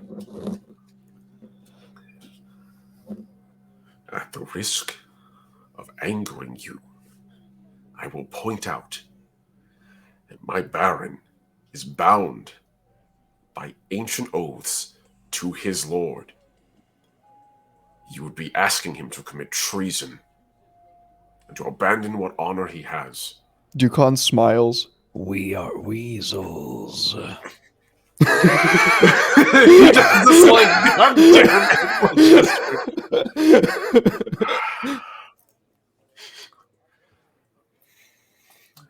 He will not do so willingly. I don't know how else to put it.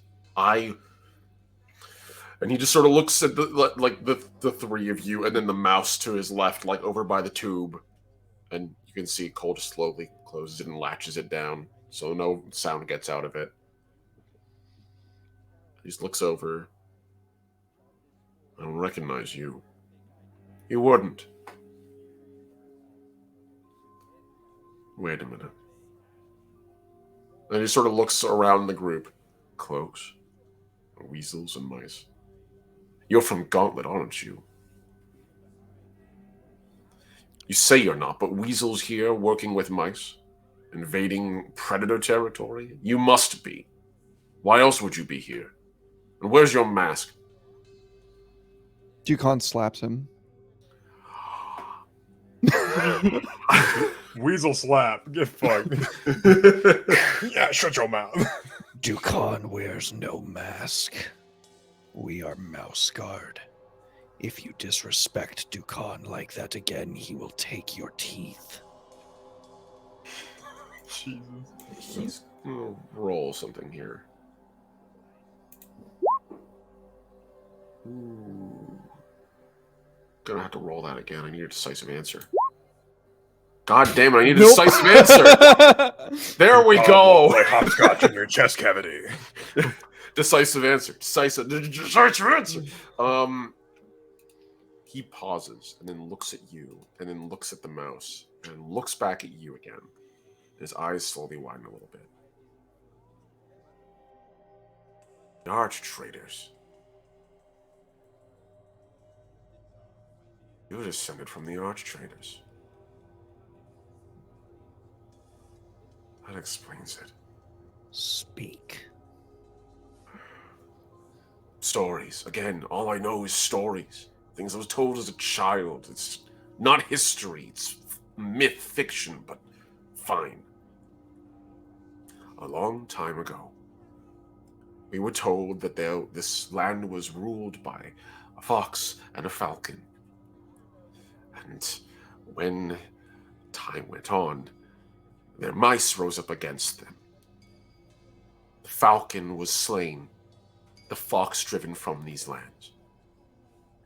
And then the mice that rebelled gathered many and then left, disappeared. We have no idea where they went.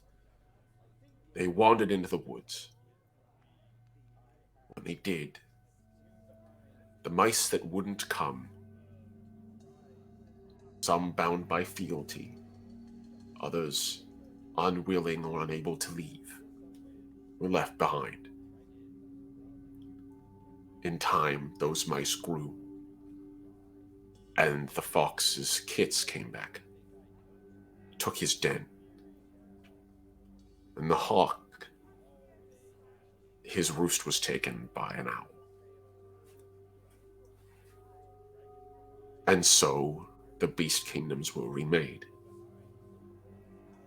To prevent us from ever betraying the natural order of things again, the beast kingdoms were reforged in blood and iron.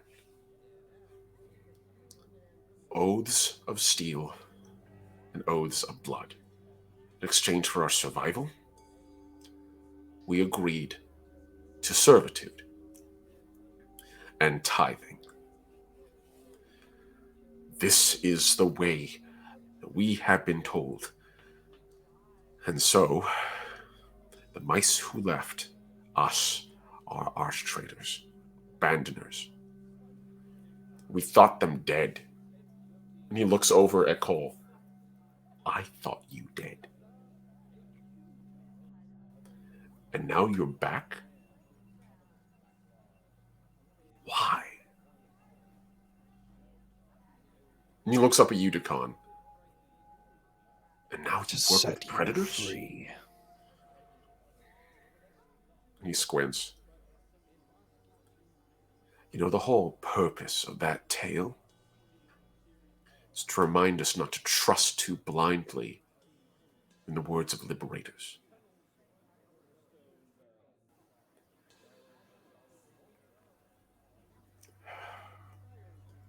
I'm not going to fight you. I don't know what you're going to do, and I'd rather not know. Lord Seer tells us that tale when we're children so that we remember why we're here. I don't know how this is going to end, but it will not end well.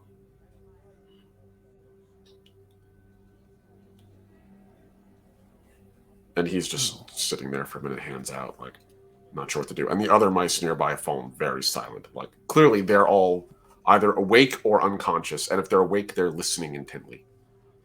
Dukan has one final question. To whom does Seer behold himself more? The owls or his people?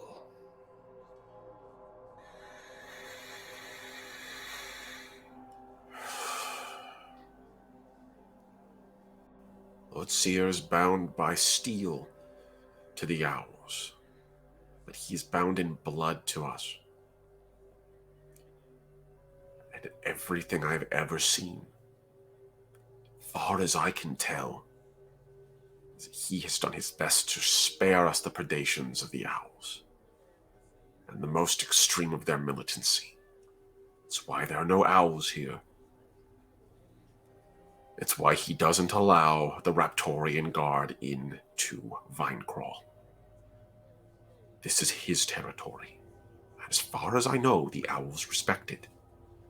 I don't know whether that's out of tradition or political favor or what have you, but he's been good to us, as best as a predator could be. Please. I don't know what would happen to my people if you dethroned him.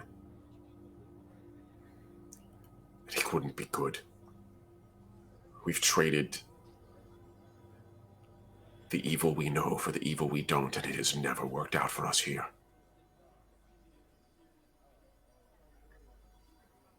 And he just falls silent. Dukan hopes he will see reason for all of your sakes. And he's going to ask for the bandolier from Grimbley. And he holds it out to Khan. I hand it over to the little mouse. He looks at you, then looks at the bandolier and looks back up. And he holds his hands out and slowly steps back. If what you say is true, then you should know my oaths. I am bound by steel to my lord. And I am honor-bound to keep this post. If what you want to do is what you say you want to do, if you want it to happen, you must rebind me. Or I must try to stop you. Dukan guy who's like this. All right. And he just like punches his lights out. Chase the Weasel Ghost rating with a Yo, party of thank you. 5. Welcome Hey, to what's up, Joshua. Thank you so much. Thank you. I think that's a perfect scene to cut over Yeah, to hard hit. fucking... Hard hit. That was perfect. Yo, Cassie, hey, what's up? Thanks, folks, for the rating. Thank you for the rating, guys. guys. All right, Giles, we're back to you, buddy. So, and hey, look at that, Faden Persona, nice. Floating. We'll leave that floating in the pool right now. Keep a little note of that. right That's over just here. for me. That's right here. So then, Complication arises. the The termites arrive. Oh no. Oh, that's perfect. That's perfect. This is the third mouse guard session in a row where something has arisen. Hey. The good news is there is a limit to how far it can go. Yeah. Rule of thumb for those of you folks who know, there's 3 levels of difficulty in Mouse Guard: hard encounters, medium encounters, and easy encounters. I won't tell you where you're along, but there's a certain point where you can't push above it. So, but that has made it more difficult. So that's good to know. Speaking of, Giles. Yep. I figure, what have you been doing for the past, we'll say it's been about 30 minutes, give or take. So I was going along with my scouts and like getting down on a knee and examining each tree and being like, this would be a good one, but I like this one better. And then he finally picks out a tree after like probably like 10 minutes. He's like, this would be perfect. All we need to do is like set up to where it falls in this direction after we light it. And he's already got people like working at like chopping away at it. And he's just like examining like, yeah. There's a number of the Wolframite guard that you have with you. The good news is broadswords are also very good as hatchets in this instance, and in this case, the very long great swords are even better at it. So there is a mouse there who's currently using what appears to be like a simple like paper scroll, I should really say like a leaflet set of like parchments and some charcoal, and is kind of just doing like back of the napkin math to figure out like, okay, what angle do we have to approach it at, how will it fall in that direction, wind speed, such, as well as also like the amount of force that we'd need to apply to the tree to make it tip over and how far we'd have to make the fulcrum. He's doing all the engineering bits, and also seems to be coordinating the carpentry of it. And so a couple of mice are just sort of like a trio of them are just whack, whack, whack at the same time. Like one chops, he pulls back, the next blade falls, and then he pulls back, and then that guy pulls, and the third one comes. And by the time he pulls back, the first one's swinging again. yeah, it's like how they make matcha. You know, like the hammers come down. Yeah, exactly. It's a rhythm. It's a very stable rhythm. And so while these 4 mice are going about this, you would see one of the Wolframite, actually no, 2 of them in particular that you're familiar with, Red. They come bounding through the brush quietly, as they always do.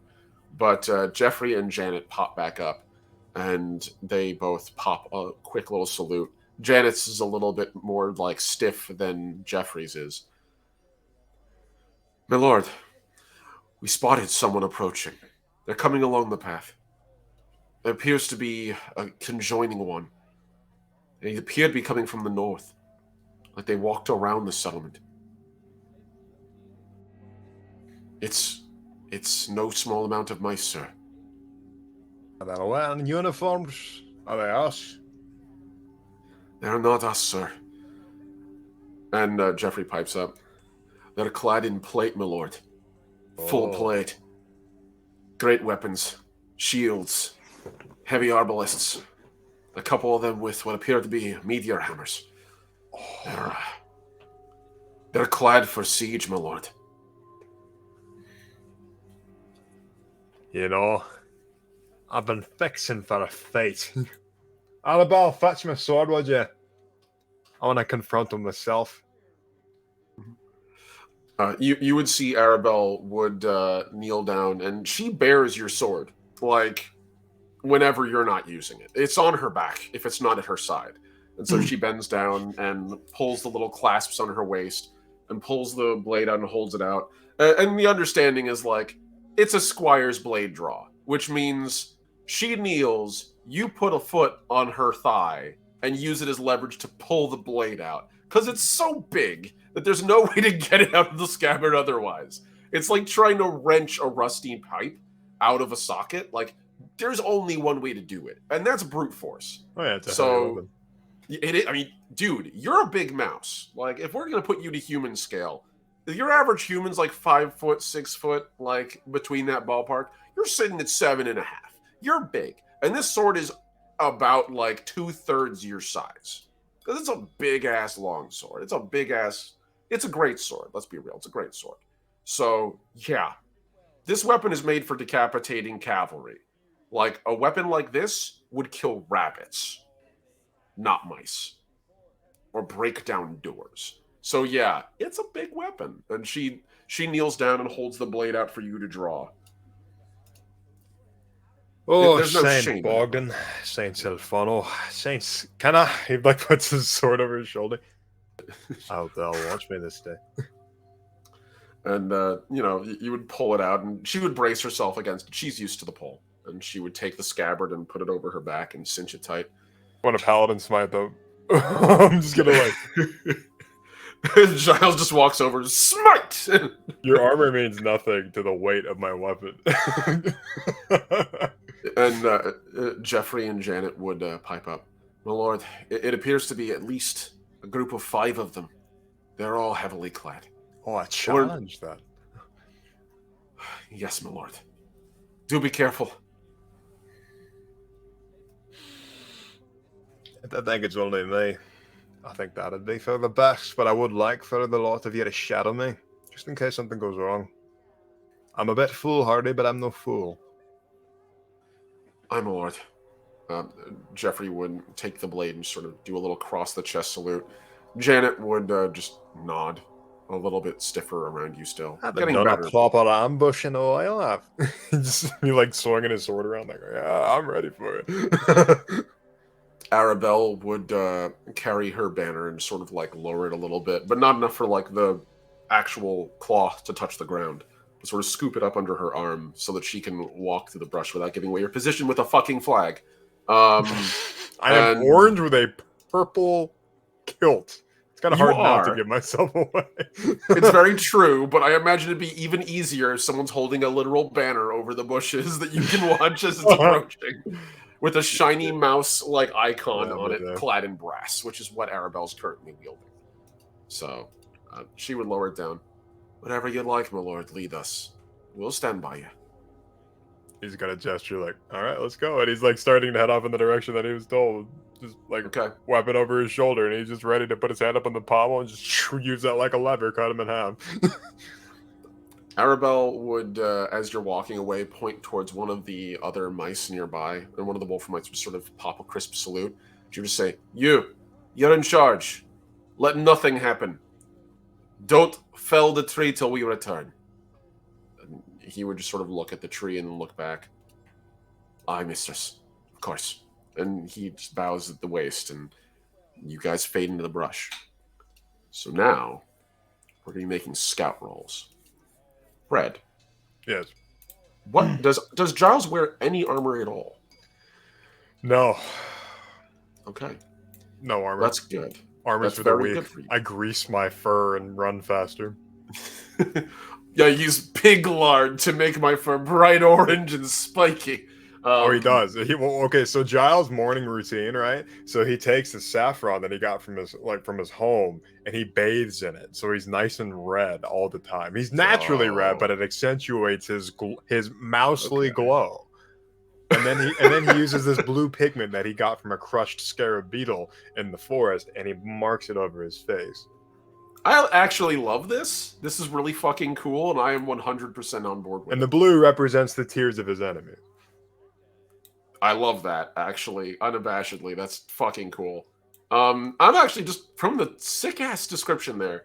I'm actually gonna give you a persona point. That's like literally some of the most characterful shit I've heard in a while. Like your character's already fucking awesome. I love all the characters in this campaign, but like you all do such a good job. But like Red, you do this weird combo of world building and character building that I love seeing in action sometimes, and I feel like rewarding it right now, especially since you're about to do it against a bunch of dudes at plate mail. So you think you might need it. Okay, so make me a scout roll, sir. Sure. Thankfully, because you don't wear any plate, you don't have to worry about any negative modifiers. I don't need any of that fancy schmancy shit. Can I make a nature roll instead? Yes, you can. Okay. Just realize if you fail, you will reduce it. That is okay by me. That is a single success. Okay. I'm going to make rolls for the others. Let me just, Do I want to add something to that? That's a lot of twos. Man, I tell you what, if I was playing Custodies right now, I'd be the angriest man alive. And reroll one fetching. Like, let me take a look and see whether or not it's worth doing, because this is going to be specifically. I need to make sure I got this right. Here we go. Okay, so you have. Okay, so I'm going to make this roll. So right now you are matching. You are dead even. You might want to consider adding dice to it if you'd like to get further, because right now it is even, and I have not rolled your allies yet. I want to get above rather than even. So, I'm also playing on an instinct, which is a fight and a drink or just a wink away. Just like literally just like, oh yeah, I'm ready to go. I think that's fair. Yeah, that will, because you're playing on an instinct, you do earn a fate point to use for this roll. So right on. It is yours. That is you using the instinct for the session. Excellent. 6. There you go. I'm gonna use Persona to like. I mean, I guess I succeeded, but I would like to Persona to kind of like blow it up and make it like tremendously better. Okay, go ahead. And I might roll a 1 here. Yep. God damn it! All right. Well, another fate we go. Okay. The duality of mouse guard. Do I do a Persona again and get another one? 20 is gonna do for us, Chief. Yeah, fuck it. Right on. Okay, cool. Okay, there you go. The duality of roll 20. Okay. Do I get a 1? Yeah, seriously. It's all, you're taking your life into your hands every time you use this dice roller. I swear. I got a bunch of Chess X right, D6s, like Warhammer D6s, ready to go whenever I fucking get sick of this shit. Yeah, same, buddy. Right here. Okay. That is 1. That is 2. Okay. And then here. Okay, cool. So the rest of your crew managed to keep pace with you as you move pretty quietly. Even though you're a big mouse, you're still a mouse. And mice are inherently good at sneaking and skirting around. It's just what you're good at. It is in your nature to do this. Even you, Red. Even you, Giles. And as you approach, you hunker down. You kind of do like the little mouse crawl through the brush thing. And the other mice follow suit with you. Jeffrey stumbles a little bit. He's still recovering just a hair. Like, he's going to be probably worrying his arm for a while more. And he sort of stumbles a little bit, and almost makes a noise. But for Arabelle, using the pole from her banner to catch him before he hits the ground, the leaves underneath him, and just sort of holds him there above the ground. He just sort of looks up and just gives like a thank you kind of nod and continues. So you guys don't give yourselves away as far as you can tell. Eventually, you come across this road. It's one of those ones that sort of adjacently, it goes around Vinecrawl. There's Vinecrawl itself, which has a major trade road through it. But then around it, there appear to be a network of smaller paths that are really made more just to be like, oh, I'm on one part of Vinecrawl, I want to get down there and then connect to this path and connect back to the main road. So it's really more meant to circumnavigate the settlement if you're not able to go through the middle of it. And also to let you walk around Vinecrawl because, well, you're pretty smart. You seem to get the idea that if there's a hawk here, travelers might not necessarily want to take the chance of walking through the settlement. They might just choose to go past and push on. And so that's clearly what this is made for. But these mice who are walking along here, you can see that there are 5 of them. And surrounding them is a group of what appear to be like 4 slightly lighter clad ones. And I'll show you. So you can see there's about like 4 of these slightly less well-equipped bonds mice. Who, again, these ones are all wearing like dark blue, almost like iridescent, like blackbird feathers, likely from crows or something, or smaller blackbirds. They're all walking with just like crossbows. They seem to be the ones who are doing the majority of like the scouting ahead and sort of like doing the grunt lifting. Because you can see also there's one at the back who's just carrying a big like cart behind him filled with shit. And it doesn't look like anything super interesting. It just looks like supplies, food, that kind of thing. A couple of scabbards in there. And alongside these 4 mice and this one poor like porter mouse, you see 5 of these heavily armored mice. Again, I ask you to forgive me for the half-finished art. I'm going to finish that over the course of this week. Oh, yes, I'll just criticize you all I want. That's fair. So these mice are clad in heavy, heavy plate, polished to a near silvered sheen. And it's not dissimilar from just most mouse armor you've seen, but the biggest distinction here is that these mice, they have feathers coming where their ears would normally be. You get the feeling that they've sort of almost turned it into like a headdress. And it's an interesting solution to the whole mice ears don't fit in a helmet, so usually just let them hang out, which makes them vulnerable. But they appear to be using the same feathers that they would denote their rank with to obscure their ears and provide them with a defense. And it gives them this very like Valkyrian-style helm. They're all clad in various tools and different weapons. There's one that's walking. He's got these 2 heavy shields on both arms, and they're like big, almost like palisade-style shields. Another one carrying this giant shame ball over his shoulder. One who appears to have a large broadsword, and there's even one with a halberd that ends in a wicked-looking pick at the tip, which appears to be stylized almost like a bird's claws or talons. And all across the armor, they have filigreed designs of birds and hawks and owls and talons, and they are very clearly clad in the garb of the Owl Kingdom. And they are just clanking along like everything's perfectly normal, but it's weird their weapons are all drawn. Kind of odd. Like if the way they're walking doesn't seem to make them seem like they're in any way, shape, or form expecting a fight right now, but they've already drawn blades, which implies they're expecting a fight soonish. I'll let you make let's see. I'll let you make a militarist roll if you'd like, or a warwise roll. I'd say militarist with warwise backing it up if you want. Let's do that. Militarist with warwise. So that would be a total of... Yeah, a lot of dice. Yeah, no kidding. So that'd be 7. That'd be 11 total. Yes. I actually love that this system, like, you want to have more dice in it, but also that's just as likely to make you fail really bad. 4 successes, 2 traitors, leaves me with 2. I also level up militarist. Yeah, So that's a success. 8 in militarist. Nice, very nice. It becomes strategized. So, you put 2 and 2 together pretty quickly. Your character is used to engaging in warfare. You know how armored troops march. These mouse knights, or these at least armored mice, they only have one target nearby. Unless they know you're here, which, if they did, they would likely be on greater guard.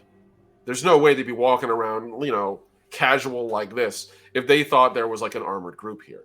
There's only one target nearby. And that would be Vinecrawl. You suspect they're walking around the settlement to approach it from the south. You don't know why. As far as you can tell, they're from this kingdom. But the way they're marching, it reminds you of marauders. It almost makes you think a little bit of back to when you were in Wolfram and the settler and the other mice kingdoms whom your people owed not necessarily fealty to, but had various dealings with, would occasionally come by and harangue your settlement for coin, for debt, and insist upon you honoring your, things you didn't have to do yet. Basically tax you. It very much looks like the same thing. Giles gets several ideas. Giles thinks number one, these could be tax collectors from the other parts of the Beast Kingdom coming to take what they think is theirs. They could be bandits, blah, blah, blah. Regardless, what could happen if he engages them, they don't come back, I start some infighting, win. Profit. Well, yeah, I Murder mean, profit. there's no better way to attack your enemy than when they're busy fighting another enemy. It's considering the role you made, that's not an unreasonable thing. Disrupting taxes, like, there's a million things that a kingdom is willing to let you pass on. Like, insult their king or queen, that's pretty bad, but, like, depending on what you're talking about, where you are, that's believable. Like, not believe in the same God, yeah, you know, maybe that they can let fly. Not contribute your taxes, that shit starts wars every time. So that's a great way to piss someone off if you kill tax collectors. Yep, two things in life are certain: Giles and taxes. I like the idea that the last thing I'll see is like a surprisingly tall mouse leaping off a shelf with a broadsword and then nothing. Like that would be a more welcome way to die than anything I can think of. They'd be like, "Oh, hey, mouse." That'll be the last time. I'd be like, look at him with his cute little sword. It's like it's samurai jacked by a mouse this big. Giles rolls up in a wheelchair and he points up at you, screaming at you, and then you just step on him. Oh god, that is how he's gonna go. Watch it. There's gonna be like a giant grizzly bear, and you guys are gonna be like, "Fuck you and the giant furry horse you rode in on this bump." That'll be a way to go. Yeah, but I'll stick my sword in the bottom of his foot before I go, so I'll be a pain in the ass one last time. Absolutely, yeah. So they're walking past you at a leisurely pace, but at this rate, they will be gone in the next few minutes. What's your move, Giles? I'm gonna engage. I'm gonna get like a drop. Since you have said multiple times that I have to drop on them, I'm going to enact and do my two-handed barbarian sneak attack. Whomp. I'm just gonna like leverage us over my shoulders, and Giles isn't unfamiliar with armor. He's looking for the joints, and like that's exactly what he's doing. He's going for the. So these big boys. The problem with armor this thick, it is hard to find joints. But regardless, nothing's going to stand up to the weight of a 5 or 6 pound hunk of metal that's razor sharp. And if I can find at least one little weak point, I can go right through and completely disable them. Because there's nothing more there's nothing more awful than having your own armor dig into your skin. Oh yeah, no, that's a horrible way to die. I feel like this is time for good combat music, Derek. Giles' theme is just a bagpipe screeching really loud because he never actually learned how to play it properly. Also, thank you, New Drone. Super appreciate the biddies. Thank you. Thank you so much. Sorry, I was trying not to talk over you. I didn't want to talk when you guys were talking. Thank you so very much, homie. Much love, much appreciated. You're good, pal. Thank you all out there for watching. I love you guys. It means a lot. Okay. So, Giles, you absolutely have the drop on them. You and your mice. I'm going to say that Jeffrey, Janet, and Arabelle will handle their own. So they will be attacking. I figure they can attack 3 mice. So they'll probably attack armored mice. I'm just going to let you know right now, as you come blitzing out of the brush, and I assume you're all doing like war cries, like full-on Braveheart charge style out of the brush. Or are you silently charging first? Okay. No, I'm moving in quietly first, and then as soon as I get like a nice, good, firm blow that I know is like at least partially disabling, that's when I start screaming. Okay. So yeah, you're gonna get a full-on attack. So I'm just gonna assume your first action is an attack action. Yeah. Oh yeah. So as you come blitzing out of the brush, you have a choice to make, Red. Which mouse are you attacking first? As I've mentioned, there are 5 of these heavily armored Owler mouse guard. And they are all bearing different weapons and equipment. One has shields, another has a halberd, another has a spear, another has a mace, and the final one appears to have I think the appropriate thing for this would be like we'll say an axe. Are you attacking one of them, or are you going for like one of the random bonds mice? Because I will tell you, just at a glance, the bonds mice, the second they see you sprinting out of the brush and a bunch of other dudes in kilts with great swords leaping out of the brush, they take one look at you and they start running the opposite direction. They are not going to fucking fight you. Unless you chase them down to kill them, they are running. And they're running towards Vine Crawl. Right. I'm getting the mice that are with me to shoot anybody that runs away, first of all, because them running away would give away my strategy a little bit too soon. So shoot anybody that runs. Cruel, but it needs to happen. It's guerrilla warfare out here. I'm going after... I think real recognizes real. Halberd is a very powerful weapon. It can do a lot of shit. That would be the one I'm most worried about. The shield guy, what's he gonna do? Block me over and over again? He's not gonna be able... I mean, like... You know, like, he's not gonna be doing much if I kill all of his other friends before he can, like... I'm gonna laugh when you get, like, smushed between his shield and a rock or something. When you get Elden Ringed off of a cliff by some just dude shield going... bash. Omni's like, suddenly there's a cliff. Starts beating you to death with his shield. All right. Blunt force trauma. Oh no, I have a concussion. Oh no. Okay. So I'm going to say, as you issue the order to cut down anyone who's trying to flee, you would see Jeffrey pull open his cloak a little more, and beneath the giant like blade he's got in his right arm, you can see he has a bandolier of knives across his chest. And he reaches in to grab one, and he makes to throw at one of the bonds mice as they start fleeing. So Jeffrey's probably going to handle the attacking at range. He has a brace of throwing daggers he can do pretty well with. It's short ranged, but it's your best ranged option, honestly. Wolframites are not exactly known for bow usage. At least not in, your vanguard forces. Right. The other two split off. One of them goes and immediately engages the shield. That'd be Arabelle, and you can see she draws her own broad. She draws her own. She has a slightly shorter sword because she also has the banner pole with her, and so she goes charging in against the guy with the shields. I'm just going to say that Janet runs in to engage the one with the one with the mace ball, and then that leaves the bearded axe guy to double up on you, Red. So it's 2 for 1 on you, and the others are 1-on-1.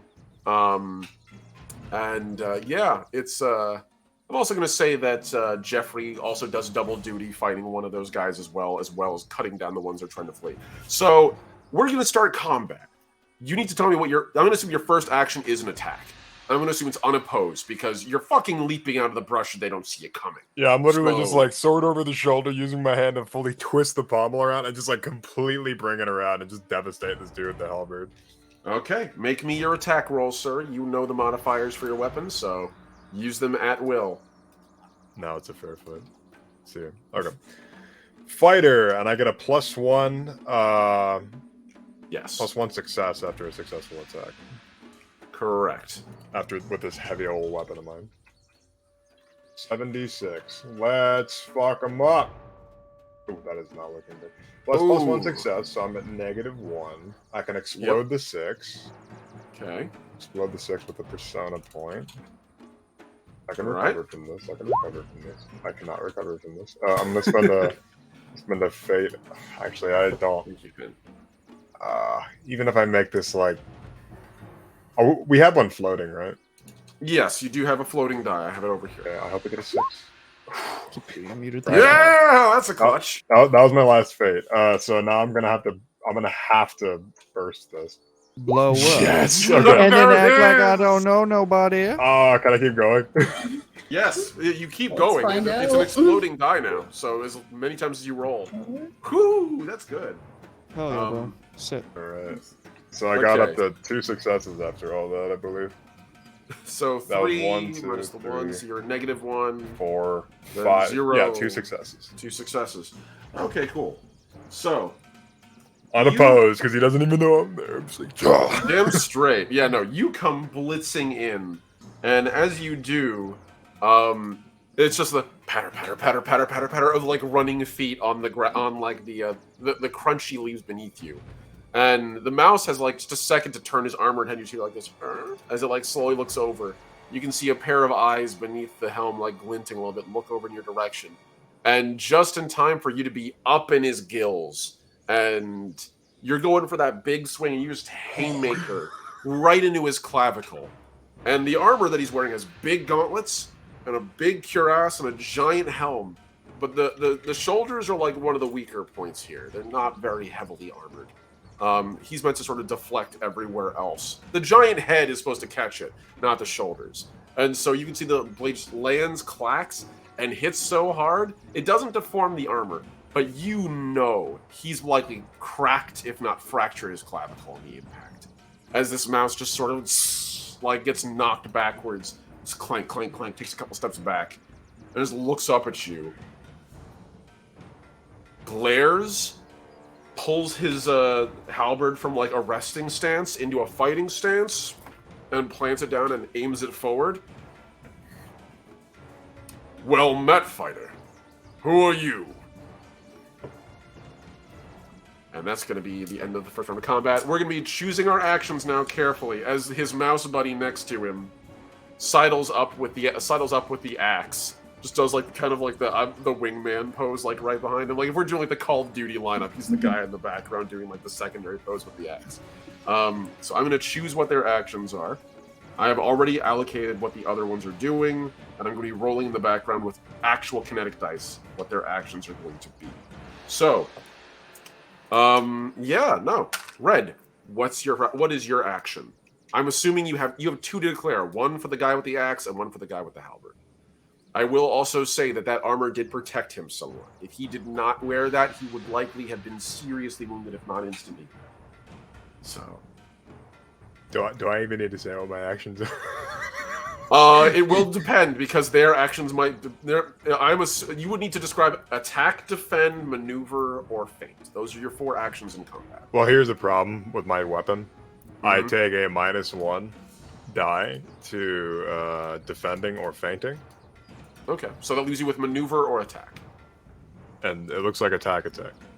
Okay, that's fair. So, you're attacking both the two of them? All right, well, in this instance, they both were attacking at the same time. I actually haven't chosen that out. So we're rolling this as a versus roll, I believe. Actually, no, this is independent, not versus. So we're going to see how well this goes. You can't stop me, I'm too powerful. Roll your attack against the first one. I'm assuming the first one's against the halberd, the second one's going to be against the bearded axe. Could I make a case for using my tall trait for like getting better angles at cutting on these guys? Yeah, I think that's fair. I'll give you an extra die it'll give you an extra die on this round of combat only. You can only use it once for the session, so that'd be your tall. Halberd feller first, and then I'm gonna hit the axeman. Okay.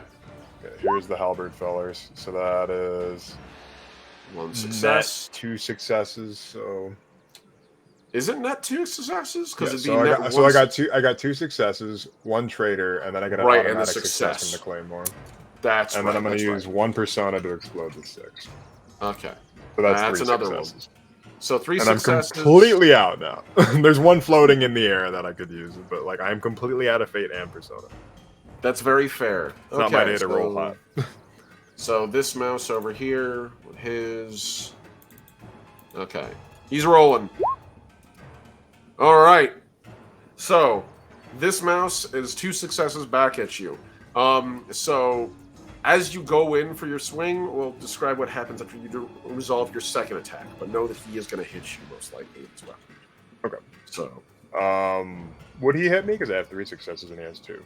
It is not a versus. It's independent. You're both hitting each other. Okay. So, yeah.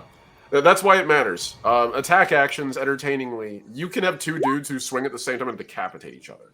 So it's entirely fucking possible. That axe guy is about to have a really bad day. He's about to have a really bad fucking day. I just rolled 6 successes on that. That guy's gonna have a bad time. Ooh, he's trying, but not. That's a lot. Damn. 6 versus 3. Yeah. Yeah. No. What's your power toughness? Okay. Yeah. What's your power toughness? Okay. So this is strength 8 versus toughness 3. God damn. All right. So, here's what happens, Red. Your character, as you come swinging in, describe your attacks. I want to hear how you're going in with this. So Giles is, when you have a big sword, people just think the whole idea is using just swinging it like a baseball bat. There is so much footwork that it goes into carrying a big sword because you leave yourself wide open after these massive cleaves. So his whole thing is he is swinging his sword as far as he possibly can through this halberdier, as it were, hitting him, going it like right at his weak joint where he already hit him, because that's where the armor is already damaged. So I'm just gonna break on through. And after I finish that, if it's going to bounce off because it's metal. So as it bounces, Giles turns and spins, and he swings it low, and he goes to take out this axeman's feet, just like from the other way around. He completely spins and reverses. Okay, so the first one, as you go in for your swing, so you can see this mouse, the halberdier, as you go in for this cleave, he holds the halberd up and then brings it down to actually push it away from where his neck would be. And as he does it, he can't stop your move. He can't stop your swing, but he directs it into the cuirass he's wearing. And it deflects off, but leaves a hell of a dent across the front of it. He probably threw up in his mask. But as he does that, his halberd shook into you, and you can feel one of the three claws at the top. It almost looks sort of like a garden hoe a little bit, or like a garden rake. One of those just shook right into your shoulder, and you can feel the blade punch into you as he's landed something of a painful blow. As you then bounce off him and go into the next guy, he brings his bearded axe up, and you at the same time catch him right behind the knee, at the most vulnerable point on his armor. And there's a crunching sound and a scream, and as you do that, the axe falls at the same time, and he doesn't hit you square on, but he doesn't hit you, I should say, with the blade. He hits you with the flat of it. The slash on him has so distracted him. Hey, what's up? Has so thrown him through a loop that he just... That's very good, because, he's not able to hit you dead on. What he is able to do is drop what would be a very heavy axe head directly on you like a sledgehammer. And that lands square on your back. After the dust clears, you see him fall to the ground with both his legs severed and passed out. Like, the blood loss, the shock has knocked him out. Giles hasn't even begun his banter yet. Yeah. The other mouse, though, is still standing. Like, his breath is heavy, but he's still standing. Giles, you have the injured condition, and also on top of that, because of the sheer amount of injury you just sustained, because this is a pretty serious set of swings. These guys actually know what they're fucking doing. Your health has been permanently dropped by 1. There's clear to condition. Yes, so you're no longer injured, which is why I've said that's a good thing. So God, I that gets swooped away. Yeah, no, you're good. That's important. That's important to call out. So yes, he gets the injured condition, immediately removes it, but you are still reduced down to health in 4. As he probably fractured some of your ribs.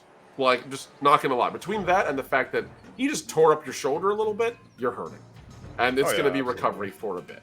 I think flavoring the injury, like Giles, as he's like poked in the shoulder, he grabs it with his gauntleted hand and he like pushes the halberd out of the way, and he reuses the momentum. It's all about refining the momentum and using all that potential energy, forming it into kinetic energy. Big swords are just levers. They just need a fulcrum and a proper amount of energy, and they will work. So now I'm down to one opponent. So as this is happening, you can see the other mice doing their duels, and I'm rolling this off table. Okay, so, and then for him, Thank you. okay. So Jeffrey, meanwhile, is dueling with one of the mice who's got this. He's got a pretty wicked weapon of his own that he's coping with. and this heavily armored mouse goes in over him, and Jeffrey just kind of puts his elbow back into where the gorget would be, and you hear a choking sound. He sort of stumbles back a little bit, his mace dragging on the ground, and then he turns around and grabs one of his knives out of his bandolier, throws it, and you see one of the bonds mice just and just land on the ground. It goes into his leg, so like he's just not able to run anymore, and you hear a gasp in pain. So one of them is down.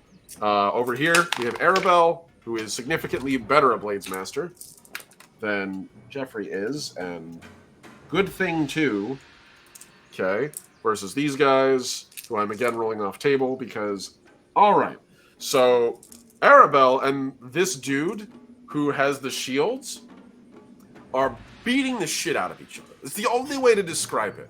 Arabelle's longsword, unless it's piercing through a slot in the armor, is not going to actually touch flesh. And the banner pole she's wielding is just a quarterstaff made of metal. A hell of a weapon, but against a dude in armor. So she has defaulted to going to literally just battering him, and she's just clang, clang, clang, clang over and over on this mouse's head. And you can see he's just sort of like rocking back every time. And then he takes one step back, plants one of his feet, brings one of his fists back, and just like solar plexus strikes with his heavy shield right into her chest. And you hear a as she like gets pushed back a couple of feet and hawks up blood. And the two of them are clearly fighting to a standstill. Janet, on the other hand... Jesus, Janet. Okay, sure. You know, tell me you're going to try harder. Oh, interesting. So, Janet and the mace ball are an interesting duel. Janet just rolled all sixes, like you do, on a pool of 6 dice. And he rolled mostly successes. She wishes it were me. Yeah, pretty much. There's a lot of spite. I think Giles doesn't get along with women very well. No wonder he's alone at like 40. This armored guard has like reached back, grabbed his flail, and is sort of using one arm to steer the chains as he's throwing it. And it's almost like this terrifying game of Bop It. Or like of like the like the hopscotch game. I can't remember what it's called. You know the like one the ankle about. Skip It. Yeah, that's what it's called. Yeah, like a terrifying game of Skip It. And she's just kind of leaping over it every time, ducking under it, and going in. And just every time he misses, she's coming in and just clang on one side, clang on the other, and brings the blade around. And this time, there's not a clang. There's the sound of something heavy going into something wet. And you hear a shout coming from the mouse as the blade has managed to get through a rent in the armor she's made by battering the cuirass out of the way and like revealing a small chunk of where the gambeson underneath is and just burying the sword there. It's not very deep, but it's enough to hurt like hell. It's a good 2 inches deep a cut across this mouse's side. And he just shouts and staggers back. And the flail kind of goes a little wild when he does. So everyone seems to be holding their own. It'll really come down to, can Jeffrey stop enough of these mice as they're fleeing? What's your next attack? What's your next action, my friend? Kill. It's still down to the stab. Well, he chose to attack you back. He's wielding an axe, so... All right, buddy. I got such a great narrative thing if I could actually pull this off. All right, pal. Go for it. Let's see what you got. Alright, give me 6s. Yeah! Goddamn. All I need to do was ask. Okay. Yeah, no. That's okay. Let me ask you something. Does the amount of successes I have, which is 4, does that kill? That will kill, yes. His armor, the way his armor works is it reduces disposition damage. Normally you'd be making a roll at the end of that, but I've been using it basically like HP instead for them. And I've been using your health for your disposition. So his armor's been reducing your outgoing damage every turn really well, but there's only so much it can do. So, like, yeah, no, you absolutely will kill him with this strike.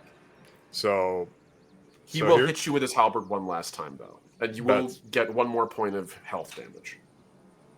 So what's going to happen is I'm going to probably, I'll get hit in like the leg or something along those lines, like chopping him. And Giles does if you ever played Sekiro, where like you stomp down on the spirit, Giles does that, but with his gauntlet in hand, he like grabs him and pulls him forward, and then punches him in the face with his gauntlet, rings his bell, and Giles, like half swording his Zweihander, like gets on the ground, like absolutely low to the ground, and thrusts upward, and his blade goes straight between his visor and just out through the back of his metal helmet.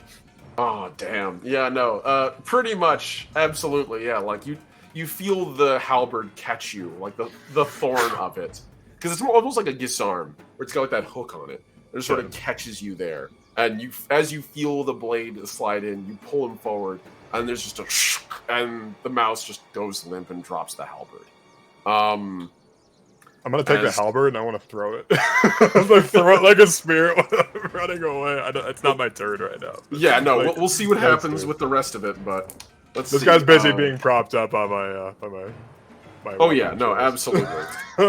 As I roll over here off screen a little bit again, and Jesus, okay, and then finally for that, okay. So Jeffrey with his opposite number, this dude with this flail this mace, before you can get it up and bring it to attack again, Jeffrey just runs up to him, literally runs up his front, jumps in the air and brings the blade down through the neck of the armor right behind where the helm is, where the helm and the neck joint is, and it just goes through. And there's not really any sound over the din of battle, but he just pulls it out and the blade is red and the mouse just goes to the ground limp. He didn't even roll a success, and Jeffrey rolled like all successes. And then he turns around, grabs 2 more daggers and throws them. You see 2 more bonds mice fall down. One of them catches it in the back, and the other one catches it another in his leg. So far, no one's died. They all seem to be just sort of like writhing on the ground because the daggers hurt. But there's still 2 more bonds mice running away. As far as Arabelle goes, Jesus. Yeah, no. Arabelle works in really close, and unless this guy rolls really high, which he doesn't, that's -1 success on his part. She just works her way between the shields as this guy goes in for another swing. And this time she ducks under and just puts the blade up, and again right through the bottom of the neck, just sort of like you did, out the top, and he just drops onto the ground. Over here, Janet. Oh, Janet might be tiring a little bit. Okay. So 1 success after 2 1s and 2 6s and a 4. And this dude, he's doing worse. So Janet just literally keeps battering this guy over and over and over and over again. And this time she's not even swinging for that same joint that she's caused. She literally just turns the blade, grabs it with her hands, which are wrapped in leather, and just brings it like half-hilting the blade with the sword, just uses it like a hammer, just bonk again and again and again on the dude's hammer. So there's a pretty sizable dent in it, and he just stumbles backward and falls down onto the ground there. They're all looking a little roughed up, but you probably caught the worst of it. Your fighting style's very aggressive, so it's kind of all risk, all reward. It works really well, but like it also exposes you to a lot of risk. You know, what doesn't kill you? Did you want to make that attempt to throw the halberd at one of those mice? That'd be an improvised throw weapon. I'd be willing. Oh, absolutely, yeah. Giles, okay. Like, as soon as he realizes that, yeah, there's no way I'm getting my weapon out in a reasonable amount of time. Yeah, that's in there pretty tight. He takes a halberd from his hand and just like spins it around and gets a good running start and javelin throw. All right, I'm going to say you can use half your fighter for this because this is an improvised weapon. It's half your fighter rounded up or rounded down. Round up. You're a mouse. You're a mouse and mouse guard, so it benefits you. It'll be 46 for me, then. Yeah, 46. Yeah, technically this isn't even made. Jesus Christ. Never any. That's enough. I'm not even going to make the roll on his part. Are you aiming to kill, or are you aiming to disable it? Yes. I'm aiming at one of them, generally speaking. If it goes through them and kills them, who cares? It stops them. I'm going to roll a die. I will still sleep at my mouse night. So that I rolled a die. On a 4 up, he lived. On a 3 or less, he lost. Just like his armor save in 40k, because this is an improvised rule. And yeah, the blade flies out, and when you throw it, it's really not like... It's really poorly balanced for this. It's not a spear. It's a halberd. There's a lot of weight at the end. And so as you throw it, you sort of let it go, and it sort of tumbles end over end and skips across the ground. And just the back of it, like the very heavily armored pommel at the bottom, bounces up off the ground as it hits a rock. Just it hits the guy in the back of the neck, and he just goes to the ground, just going, "Oh, my back!" And he just sort of like lays there, flat on the ground. Intentional. Yeah. Giles picked it up thinking he was gonna throw like a spear, and he sees it go spinning like. It worked out anyway. One final throw from Jeffrey, and I'll roll this one in the open actually, because this one's important. Oh damn! So Jeffrey takes out one of his last daggers, holds it up, and throws it, and this last bonds mouse, this last fleeing mouse, sees it coming, slides under it, and slides in a way that it goes into like a ditch beneath a tree, like a tree root that's hanging over, and he just pops under there and disappears.